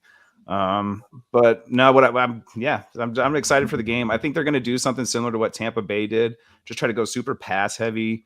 Their running game hasn't looked too stellar, but I mean, when you have a passing game like that, it kind of makes sense why. Everybody's talking about like we're getting our defensive guys back, like Willie Gay. Like I'm stoked for him coming back, but there's a little hint that McDuffie's going to come back, and I'm just worried about that because we're acting like we're getting this badass veteran. And he's still a rookie. I mean, he's really, really good, but we just have issues with youth being such a big factor in our secondary. So, but I am stoked that Willie Gay's back, and that should make a pretty big defense on D. But is Willie Gay back, or is he coming back next week? No, he's back this week. No, are you sure? That's everything I read today was coming back against the Bills. He's coming back against 4 games. The 4 games, 3, 4, 5, and 6. Right? He got suspended after the first game, so he got 2, 3, 4, and 5. I think that'd be this would be 6. No, 2, 3, 4, and 5. It was after week 2 because he played against the Chargers. Man, I could have swore I read that he was coming back. Yeah, Trent McDuffie's practicing, but I don't know. Maybe when you guys can look it up to verify. But I do not think that Willie Gay is playing in this game. I'm pretty sure his suspension. This is the 4th game of his 4-game suspension. But yeah, I mean, I'm just not worried about. I'm just not worried about it. not saying like I'm guaranteeing that they're going to win. They could definitely lose the game, but they've shown that they can beat this team, and they've shown that I mean 3 out of 4 over 2 years, twice in the playoffs. It's not a small sample size. Teams are different year to year, but the big name guys are still the same. Yeah. The Bills have no running game. If I'm the Chiefs, I just do what the defense. We can kind of break it down more in depth here. Just do what teams have done to the Chiefs the last 2 years or did them last year. Play high, play deep. Don't let them beat you for big plays. Make them beat you running the ball. Darius Harris. You're talking about Willie Gay being out, dude. Darius Harris, number 47, has stepped up and played damn good. Yeah, that dude. Yeah, you see him in there all the time making tackles and making plays. He had a sack again. He sacked Derek Carr. The dude's played good. So just spy out. Don't let Josh Allen beat you running it, and don't let him beat you with these big long bombs. And say, you know what, you're gonna have to take the short stuff, and you're gonna have to play a good game and not get drives. You're gonna have to have longer drives. Get a better chance of a drop pass that way. A penalty maybe goes in your favor, puts them along. So just don't let them do what they want to do. John's bringing up a good point about Von Miller. Yeah, I'm interested to see how long he holds up at his age, but he's came out and been on fire this year. But I mean, the Chiefs. You talk about Von Miller. The Chiefs have Chris Jones, who we make fun of PFF a lot for their quarterback grades, and they're definitely not the end all be all. But they have Chris Jones as rated as the number 1 defensive player in the league so far this year. So yeah, they got Von Miller, but we got Chris Jones, Frank Clark. He's looked lively at times. He left the game early for an illness, which I don't know what that dude's deal is. He seems to miss a lot of games with illness. He was listed on the injury report this week with illness. Right. I think he's got some kind of. He had a sack. He gastrointestinal sacked Derek problem. Carr in that opening. It was one of those sacks when you're talking about, Bo, where he hadn't wrapped up and was standing up, and they called the play dead. So Yeah. the Chiefs got players on defense. Jerry Sneed, he's a hell of a player. Just don't let Diggs and don't let Josh Allen beat you and make somebody else beat you. Gabe Davis, he blew up against the Steelers this last week, but he's been quiet this year. I mean, when he doesn't have Mike Hughes getting sniped in coverage and he's not wide open, I don't know that he's some elite level wide receiver that you've got to that keeps you up at night. Right. The only thing that keeps me up about the receiving core, like I said, is just the youth on our defense, man. We saw what happens when you have 2 rookies trying to cover a Devontae Adams, man. You get embarrassed on Monday Night Football. Yeah. They're Well, going to recommend get not at least putting one anybody home run, right? Stephon Diggs. Oh, I'm sorry, Nick. Go ahead. I was just going to say the Bills are the Bills are going to get theirs, right? They're probably going to get at least 1 home run touchdown, maybe even 2. We've just got to. I can't let them get 2 home runs. I mean, I don't think you can let them get 2 home runs. I mean, you got to stop that. You can't just say, "Oh, they're going to get theirs." I mean, that's how they beat you with the home runs. I mean, you think that they're going to be able to? The Chiefs. I know what you're saying, but it almost seems impossible that you're going to stop the Bills every time. I mean, I don't know. Teams are able to stop Tyreek Hill. I mean, just don't. The Devontae Adams, where he got burned, he had 2 corners chasing him in coverage, and one of them he had a one-on-one guy. They brought both safeties up into the box. Don't do that. Leave Juan Thornhill or Eric or Justin. I keep saying Eric or Justin. Leave one of those guys deep, and just play that. Just play that cover 2 or even with cover 3 or whatever the Chiefs have seen defenses cover against them the last couple of years. Just don't let them do it. I mean, if they let them get 2 70 or 80-yard touchdown plays, I don't think Chiefs are going to win this game. I mean, that's only 14 points. That's the thing. They've got to manage it outside of that. That's all they're going to do. No, I mean, I'm just the Bills are probably going to put up close to or over 30 points in this game. Don't you think? I don't know. Maybe. It's reasonable to think that they would, since the past couple teams have, and one of those teams being the Raiders almost got 30. Yeah, I mean, they struggled to score points on the Ravens, and the Ravens' defense is garbage. Yeah. Look, it could go the other way. I'm just saying the Chiefs. I'm guessing the Chiefs need to be in the upper 30s to win this game. That's my thought. It's a safe bet. I could be all totally wrong, right? But What is your prediction for this game, Nick? What do you think it is going to be? I'm going to say 35-31 Chiefs. Yeah, all right. Scott? I was kind of thinking about that. I didn't think we were going to get to it that quick, so I haven't really given it much thought. I don't have a banner for it, so. What's that? I don't have a banner for it, so just jumping right in. Yeah, no, you're good. Maybe like 31-27 Chiefs. 35-30 sounds pretty good. I would like to see the defense hold them under 30 points. I would, yeah, I would too. I mean, I think it's doable. I just think you can't let them get the easy quick strike scores, because that's how they score 30 or 40 points on you. Getting 2 quick, easy touchdowns, 14 points in the matter of 20 seconds because you gave up a 60 and a 73-yard touchdown. On a 4th and 1. Right. Still bitter about that. I mean, the Chiefs held. Now they scored a lot of points, but that's kind of weird because the Chiefs defense played the Bills offense pretty tough last year in the playoff game. The Bills had they scored 2 touchdowns in the last 2 minutes, but before that they held Stephon Diggs with 1 catch in that game on a 2-point conversion. I love you too, John. And we're going to get you on next week. We all love them. This 49ers Chiefs game. I'm looking forward to that. So yeah, John, send us your contact info so we can get you in this. Yeah, I got John. I know how to get a hold of John B. We'll get a hold of Scott then. You guys make it happen. But yeah, I think that's the key to winning the game. To me, is stopping them from the quick strike home run plays. You got to figure out a way to stop that. I don't like the chances if they give up. I'm not saying I want it to happen, but I'm just saying it happened last year when we played them. They've gotten long. If you look at Josh Allen's touchdown passes this year, he's got tons of them that are 50-plus yards. He had a 98-yard touchdown pass last week. So yeah, that's against the Steelers, who's not good.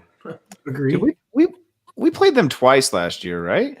Did we play them in regular season? Then we saw them in the playoffs, and they beat us in the first game.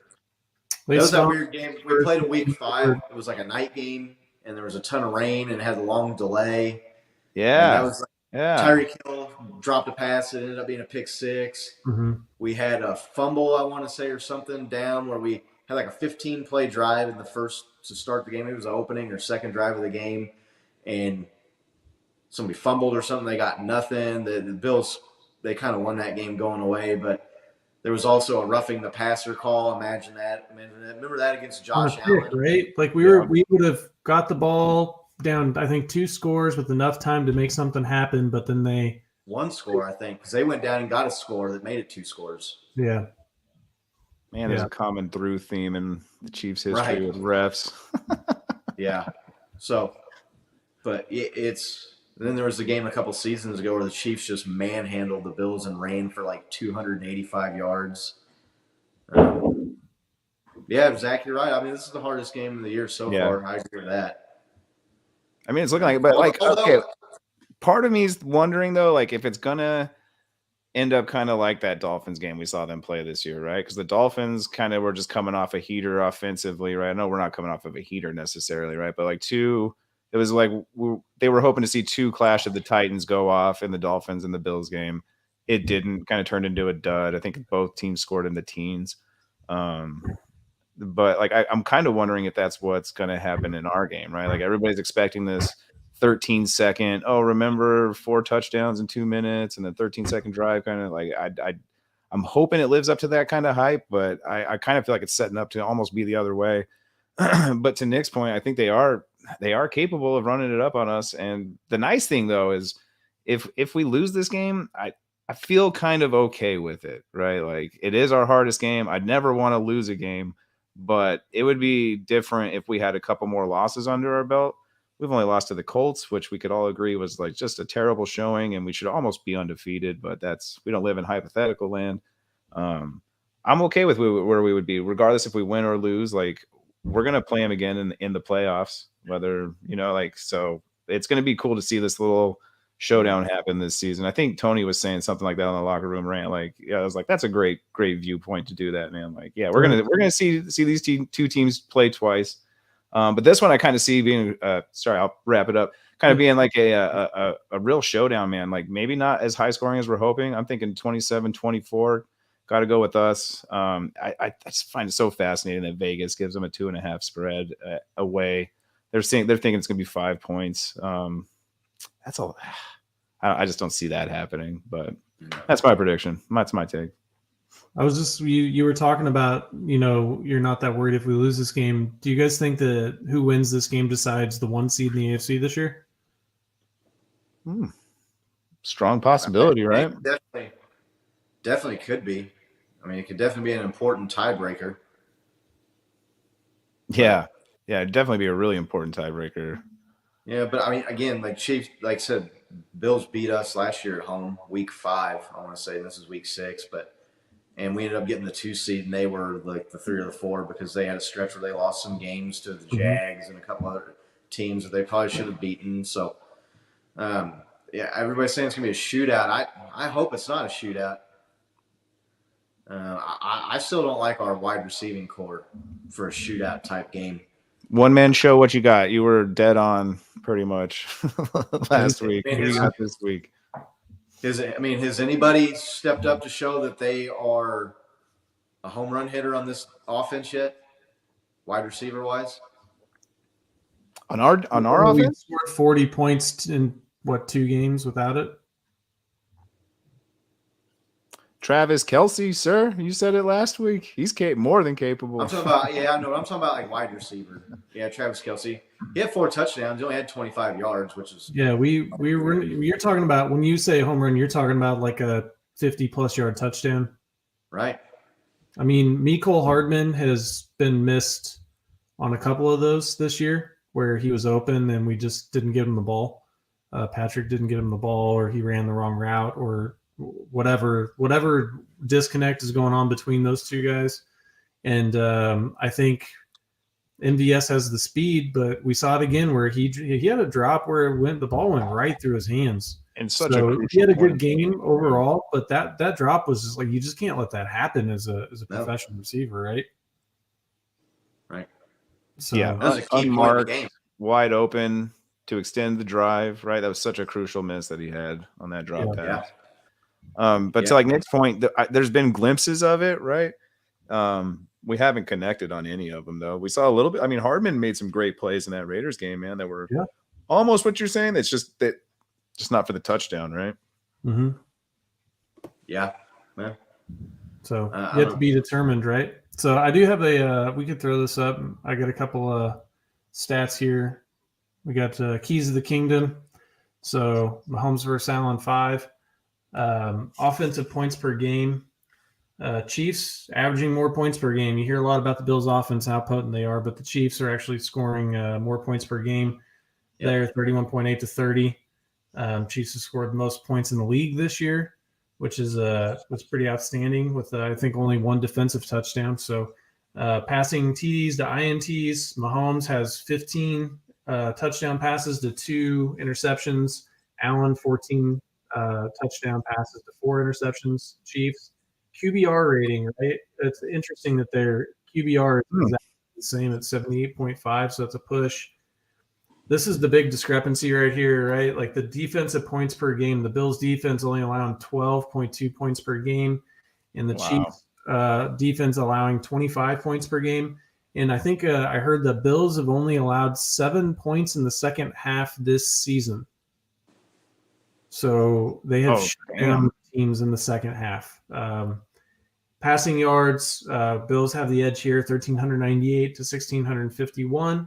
That's indicative of some of those long touchdown passes that we're talking about from Allen. I think are helping with those. All right, but that includes Yak though, right? Because like that 90-something yard one he had was an 8-yard pass, right? And then he just took off. Yeah, well, it was a I don't know 20-25 yard reception, but agreed, right? The other 50 or 60 yards of that are just because the guy outran everybody. So which Patrick Mahomes never got credit for when he had Tyreek Hill.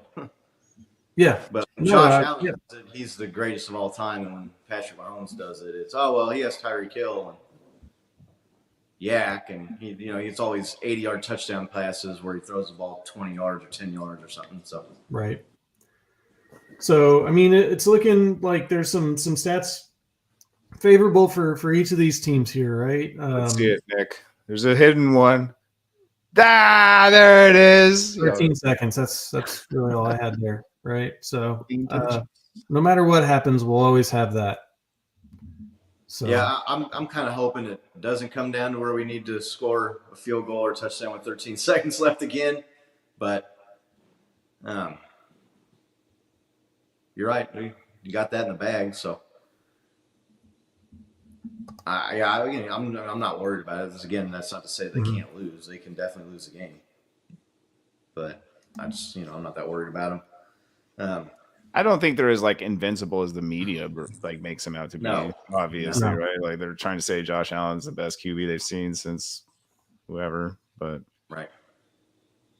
But yeah, we talked about the disrespect we're getting in the media. It's funny that that's the role the media takes still, right? Like what else do you have to do aside from winning 3 or 4 Super Bowls to get just a little love, no doubt on Patrick Mahomes. I think the ESPN guys leaned towards Josh Allen as being the better quarterback for this. Yeah, game. Bobby Stroop, the Patrick Mahomes personal trainer, tweeted that at him today.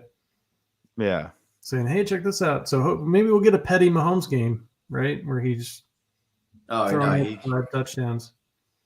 Yeah, that's definitely pinned up on that's bulletin board material for those guys to like. Really, we beat these guys 3 out of 4 the last 2 years.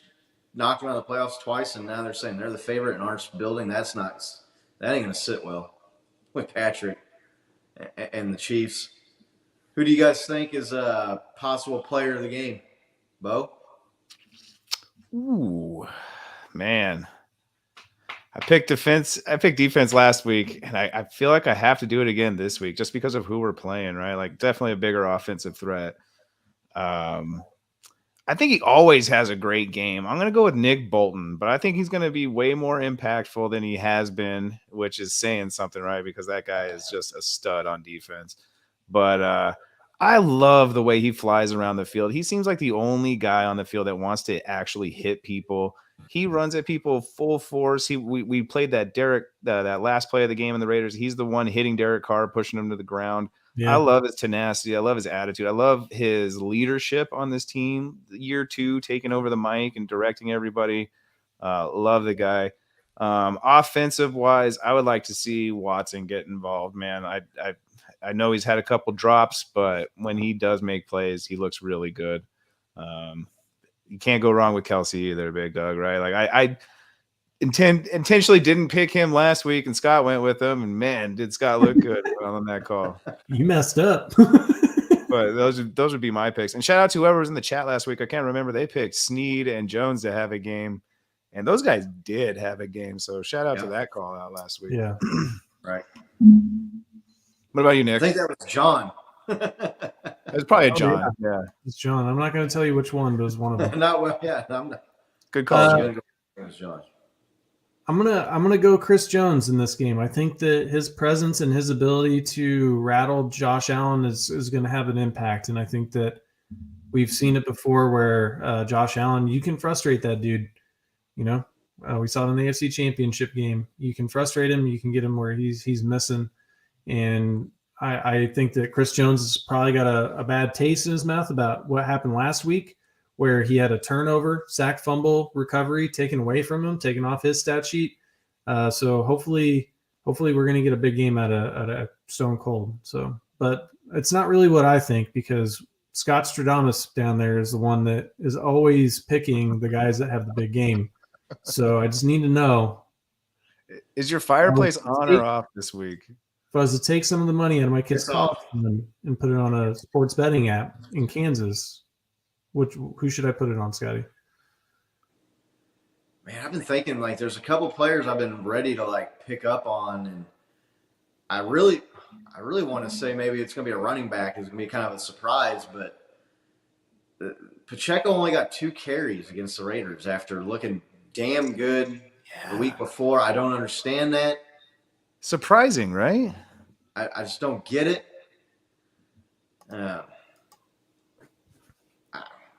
Pick CEH. I've been waiting for McCole Hardman to blow up too. I've been waiting for him, but he's got the foot injury, the heel injury, so I don't know it. Yeah, he looked. I mean, he looked really hurt. And like Bo and I were in the chat, like he's done. And then like he got the ball in like the next play. We're like, well, I guess I was wrong on that one. Yeah, let's go.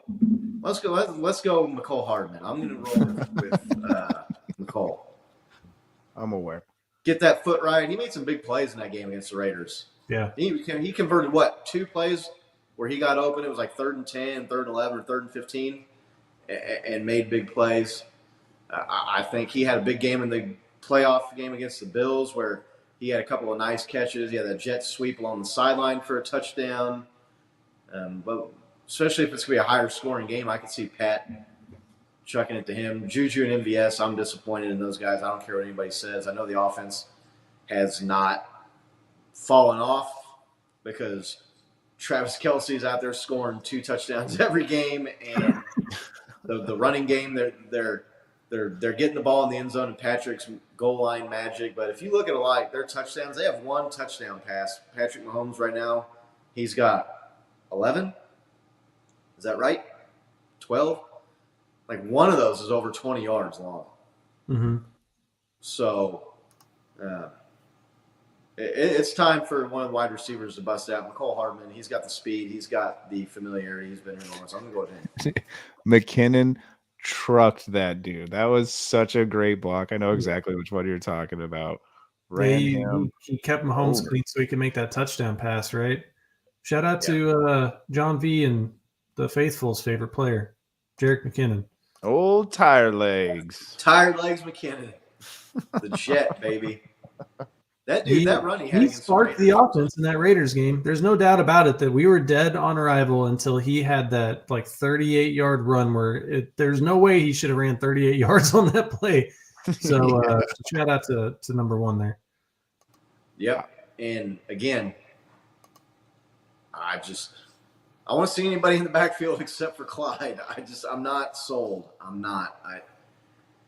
Dude, Nick, that was such a great question you asked Joe about the running back rows. Like, is it the running back or is it the line? And like, I feel like Joe was kind of deflecting, just kind of say like the line isn't meshing well, but like he did not want to say it's the running back, right? Like, I don't want to say if you read between the lines, he's saying those guys will block better when he runs better.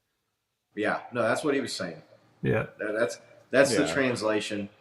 But yeah, Joe's like not affiliated with the team, so I mean he doesn't work for the Chiefs or anything like that, or their like media coverage team or anything like that. But he's still an alumni, right? It's gonna be pretty hard for him to come out and say this guy sucks because he goes to events and. No, I wasn't expecting him to say something like that, but there is a certain level of accountability that everybody holds for everybody on the team. Yeah, that's all I'd say. And then John V's just got to bring up D Ford for some reason or another.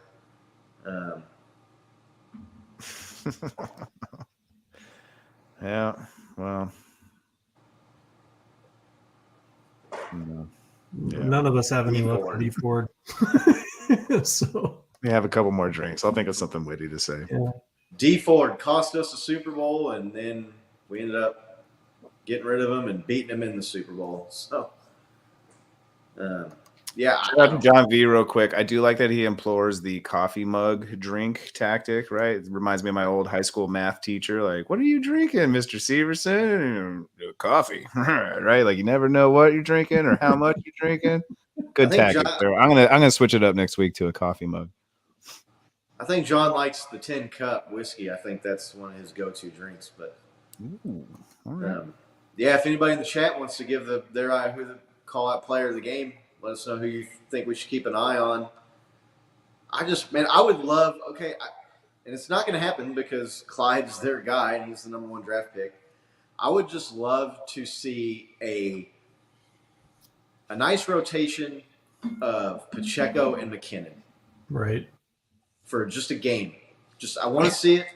We've been saying that for 2 years now, dude. Well, not Minus Pacheco. Pacheco, but like last year, substitute Pacheco for Gore, right? And like it's Right. the same conversation we were having last year. Yeah, I'm not as big on. I was never as big on Derek Gore as a lot of Chiefs Kingdom was. Not that he's he's a bad player, but So he was he a bad looked player. I good. But don't he feel was like he getting got off ample duty and opportunity. blowouts against teams that had quit. So, yeah, just kidding. There's no, and yeah, see, there you go. Got to make sure the kids, man. We got to think I was about going the to say, kids. if kids are watching the locker room rant, they probably the liquor was probably the least of their worries. So Right. Yeah, no doubt. That's the same thought my math teacher had. Just the kids will never know, right? Anything else you guys want to talk about? Any? Yeah, analytics. I want to talk about the trend in the NFL for some reason to go for it on 4th and down on your side of the field, or like this 2-point conversion trend that we saw, like a horrible display of it in our game, but which kind of benefited us. To speak more to that point, I understand why we went for the 2-point conversion. I still thought it was a bad idea. You kick the extra point, it's still 2 points. I mean, they could go for a 2, right? But it's that much harder to get to. But like, you kind of dictate what they have to do more. But the Raiders going for 2 at the end instead of tying it and going into overtime just absolutely baffled me. And it just like reminds me of what I'm seeing across the league in San Diego, just like this nonsense with 2-point with analytics saying like, I understand that, it's usually kind of like 51-49, like the analytics say, do it here in this position kind of thing. But at the same time, you got to have a feel for the game, man. You can't just rely on the numbers every time. And I'm just curious to see what you guys think about coaches' decisions on 2-point conversions and 4th down specifically. I think teams go for it way too often. The only time I think you go for it on 4th down is when, obviously, excluding like it's a minute 30 left, and if you don't get a first down, the other team gets the ball and you don't have timeouts and the game's over. So you kick that out. But if you're just like barely on the edge of field goal range, let's say you're like on the 40 or the 42 and you're looking at a 60-yarder, and if you punt it, there's a good chance you're going to punt it into the end zone and you're only going to gain 20 yards of field position anyway. Or when you're behind. I feel the same way about the 2-point conversion. Like, I feel like teams chase the points too early. Like, I just think you should take the extra point. And maybe the Chiefs right now don't feel confident in their kickers because they've had a couple of guys in. For the good reason. The first field goal that Matt Wright missed was shorter than an extra point, actually. So maybe that factors into their decision to go for it for 2. I still would have liked to see them kick the extra point to go up 8. That way a touchdown definitely can't beat you, right? Right. And this idea that, well, you go up 2 scores if you go up 9. Well, you're kind of going up 2 scores by going up 8 because you got to get a touchdown and the 2-point conversion. So it's like, and if you're following the analytics, you only make a 2-point conversion 50% of the time. So it's 2 of 2. So like it's a coin flip on whether or not you're going to make it your first try. And if you miss it your first try, it's way better to go for your second kind of thing, right? Yeah. So like, yeah. Yeah, so I think you go for it for 2, like when you need it to tie late in games. And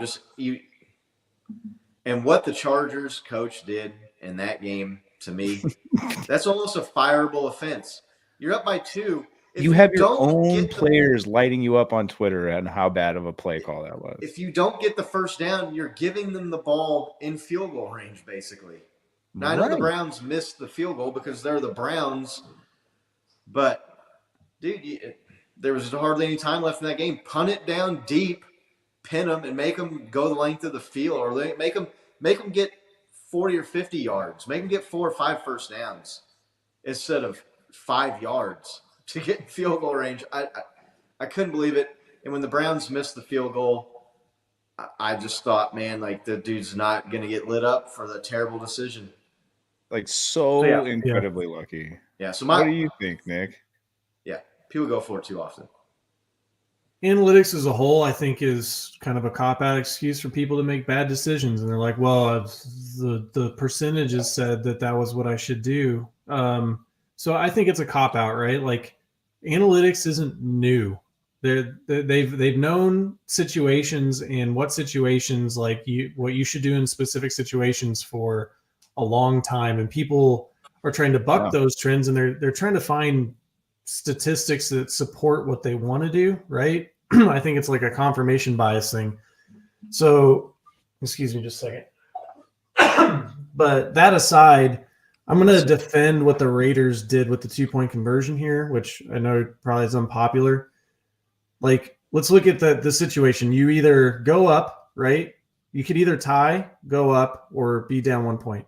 If you tie or go up, you're in the same position, right? You've got the Chiefs trying to go score. So if the Chiefs are going to try to go score, the best position for you to be in is ahead points, right? Because, like, if they don't score, you win the game. So you should go for 2 to get the extra point. Now, if you're down points, like you missed the 2-point conversion, what are you going to get? You're going to get the absolute worst version of the Chiefs offense, which is them trying to run their 4-minute offense with Clyde Edwards-Helaire, which we saw how that worked. So, like, it actually worked out in their favor. They got the ball back with enough time to go win the game. They just blew it on their offense. So I don't think that was as bad of a decision as people are making it out to be. But dude, okay, so I completely understand what you're saying, and that's an excellent point. But, like, if they do make that 2-point conversion, it's still not enough points to negate a field goal, a winning field goal. Like, they would have still won by 1 point. You're in the same position. Oh, they can go down and score a field goal when you're tied too. I think the error in that thought process is you say, well, if you tie or if you go up 1, you're in the same position. No, you're not, because if you're tied, like, you're not factoring in not getting it.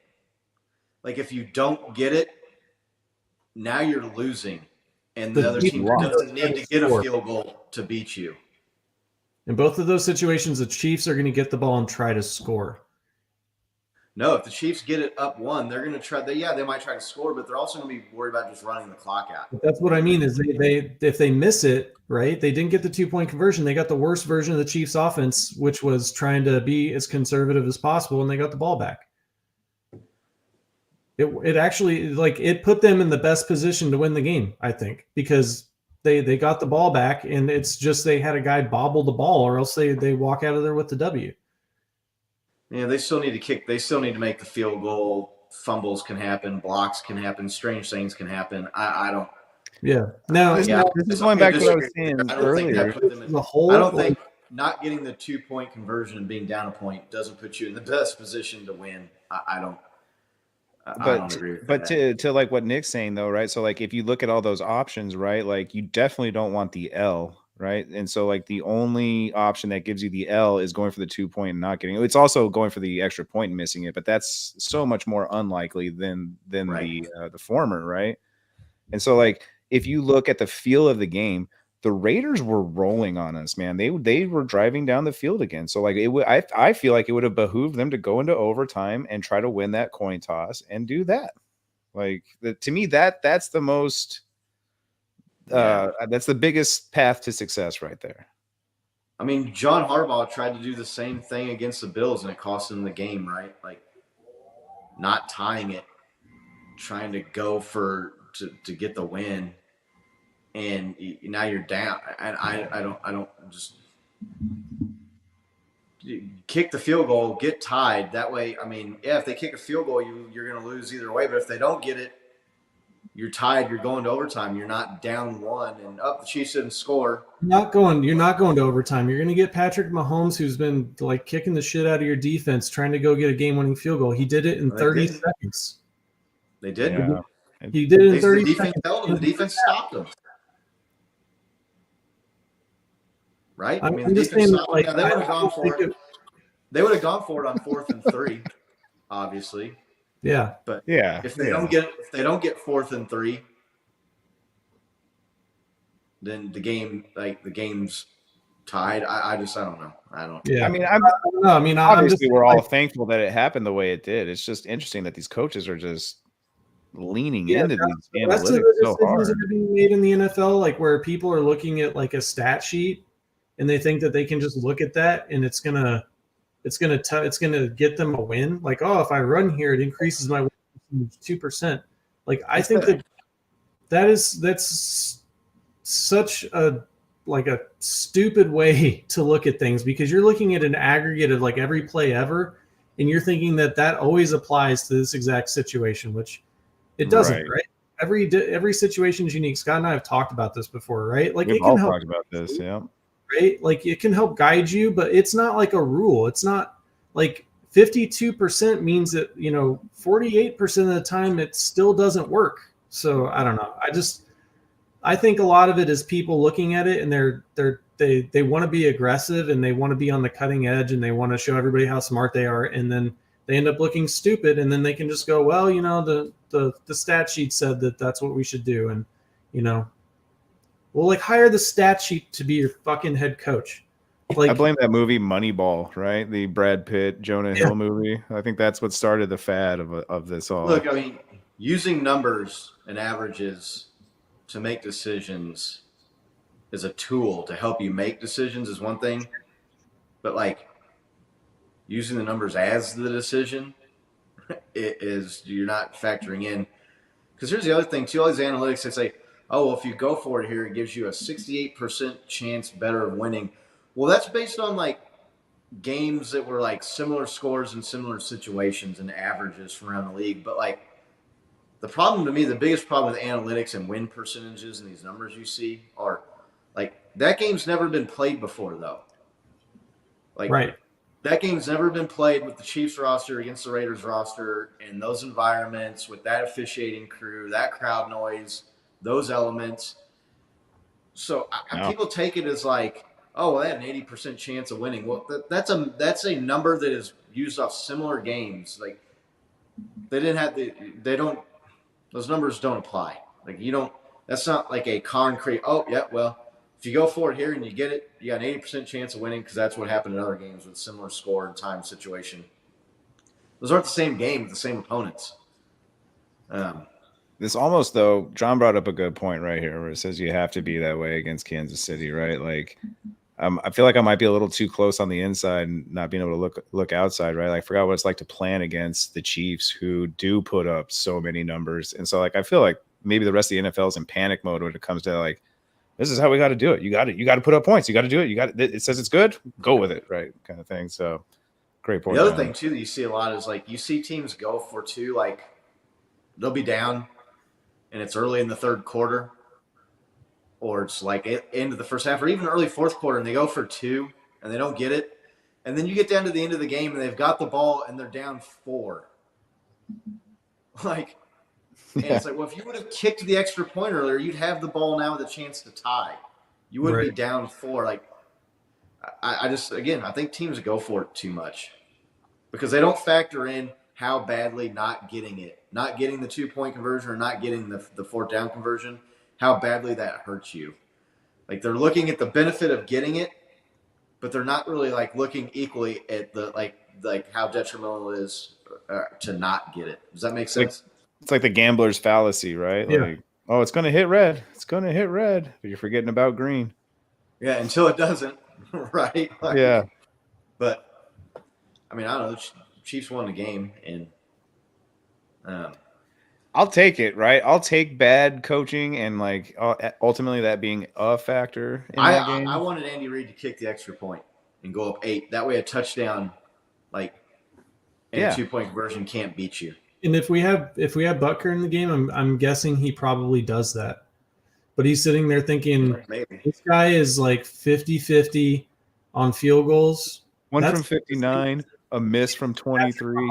Is on getting a 2-yard touchdown pass, right? Like, it's got to be about even money. So, like, who would you trust? The kicker that you signed off the street or Patrick Mahomes, right? I don't know. Right, but he's been here 2 weeks now, right, Matt? Right, 2 weeks. Yeah, he was flawless the first game. Yeah, he did miss a field goal, but I mean, he's been pretty good, I think. He doinked one in, right? Huh?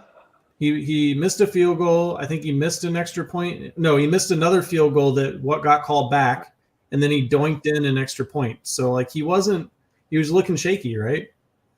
Now you're going to put No, him he in missed the second field goal, right? Though, like that was after he decided to go for 2, or no? I don't think so. I don't think so either. That was the last touchdown where we decided to go for 2. Yeah, maybe right? that's right. So Yeah, I don't know. again, I just like kick the extra point, didn't go up 8. Yeah. I don't know. I think, but I think Yeah, if but Buck, Justin Reed kicking field goals, man. you what? Yeah, I mean, maybe I don't. I think the Justin Reed thing was like a fun. So what happened to novelty Justin thing Reed once, kicking field which way. goals? Yeah. Well, he was 50-50 too for extra points, right? Did you like? I know that we got to probably wrap this up. Did you guys see that stop that he made though on Jacobs, like open field, like, and people were saying he got trucked or whatever, but he's standing there and he takes the He tackled him. full brunt of that dude and tackles him, running full speed dead at him. Like that was a hell of a play. Like Yeah. selfless too, Safe right? touchdown. Like, do you guys think Tyrann Mathieu makes that play last year?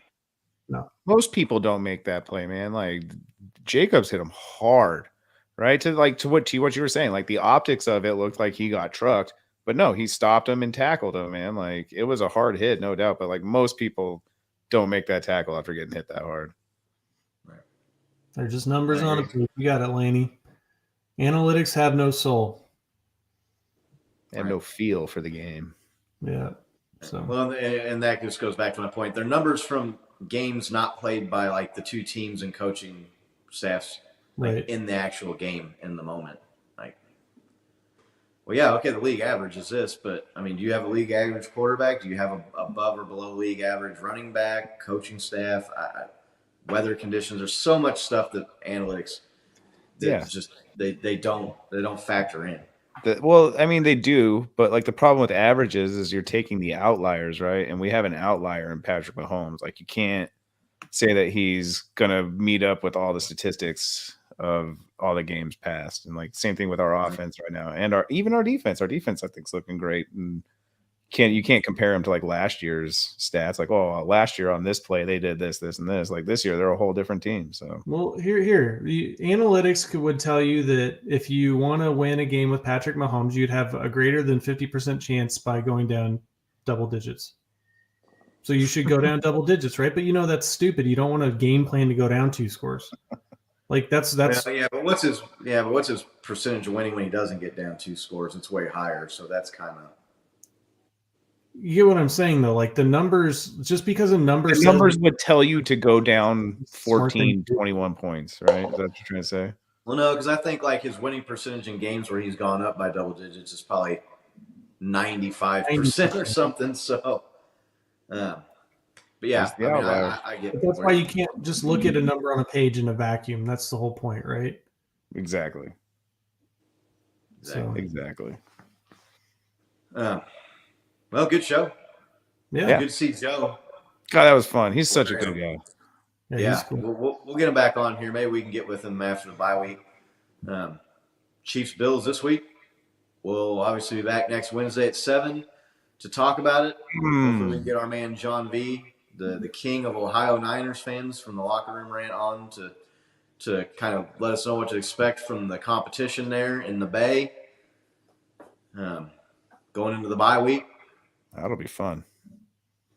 Thanks to everybody who watched. Thanks to everybody who commented. Makes it a lot more fun. Gives us something to talk about. Really enjoy having everybody in here. It's a lot of fun. Super cool. Thank you so much. If you like the show, we get a lot of views, but we don't get nearly as many likes as we get views. So don't forget to click the thumbs up. And it's one click away. Boop, boop. Don't forget to click subscribe because that helps grow the show. That helps us maybe get to a point where maybe we could make a little money on this and cover some of the costs. Do more giveaways, more prizes, things like that. That would be a lot of fun to do. So hook Chiefs Kingdom up a little bit. Check us out on Twitter. Check us out on Instagram, Chiefs Kingdom Live. You know what we do got to do. Sorry, Scott. I know you're trying to wrap this up, but we gotta do a giveaway this week. We promised a giveaway. We donated some money to a pot. We owe our Twitter followers a giveaway of Patrick Mahomes memorabilia. So if you haven't already, make sure you follow us on Twitter because we're going to give one of our random followers a nice little Patrick Mahomes memorabilia package. That's easy to say. Yeah, we're working on it. I'm kind of waiting on some input from a couple of people, maybe with some ideas for that as well. Or maybe I'll just go to Rally House and buy a bunch of Patrick Mahomes shit myself, and we'll get that done for sure. Maybe we'll do another giveaway or something here coming up. But we will do it. We should do it this giveaway week, though. We should get it done this week. Travis Kelce's got to be getting close to some records, so maybe we'll do a Travis Kelce giveaway or something like that when we get closer to that. Ooh. But yeah, go follow us. We put up the weekly poll. If you're on Twitter, you can find that there. You can vote on that. You can see again. Scott's excellent prediction of last week's breakout player, Travis Kelce. He nailed it with a sledgehammer. Well done, 4 sir. touchdowns. He was the man. Would have liked to maybe save a couple of those touchdowns for when I needed them in a fantasy week. But, hey, the guy's scoring like over a touchdown a game this season. So maybe the trend continues. The dude's unstoppable. He's a man. Dude, one of the leagues I'm in, the guy that has Travis Kelce was playing the dude that had Josh Allen and Gabe Davis, right? So, like, even though he had Kelce on his team, he still lost by like 30 points. It was sad. I had Travis Kelce. Weird week of fantasy this past week. I have Travis Kelce on my team, and I won by about 70 points. So there you go. I was winning going into that game Monday with Travis, so game was over. But yeah, well, icing on the cake there. Get this W against the Bills on Sunday. I'm going to be out at Arrowhead, so look for me. Looking forward to another raucous crowd, and we'll be back next Wednesday at 7 to talk about it. Until then, let's go Chiefs. Let's go Chiefs.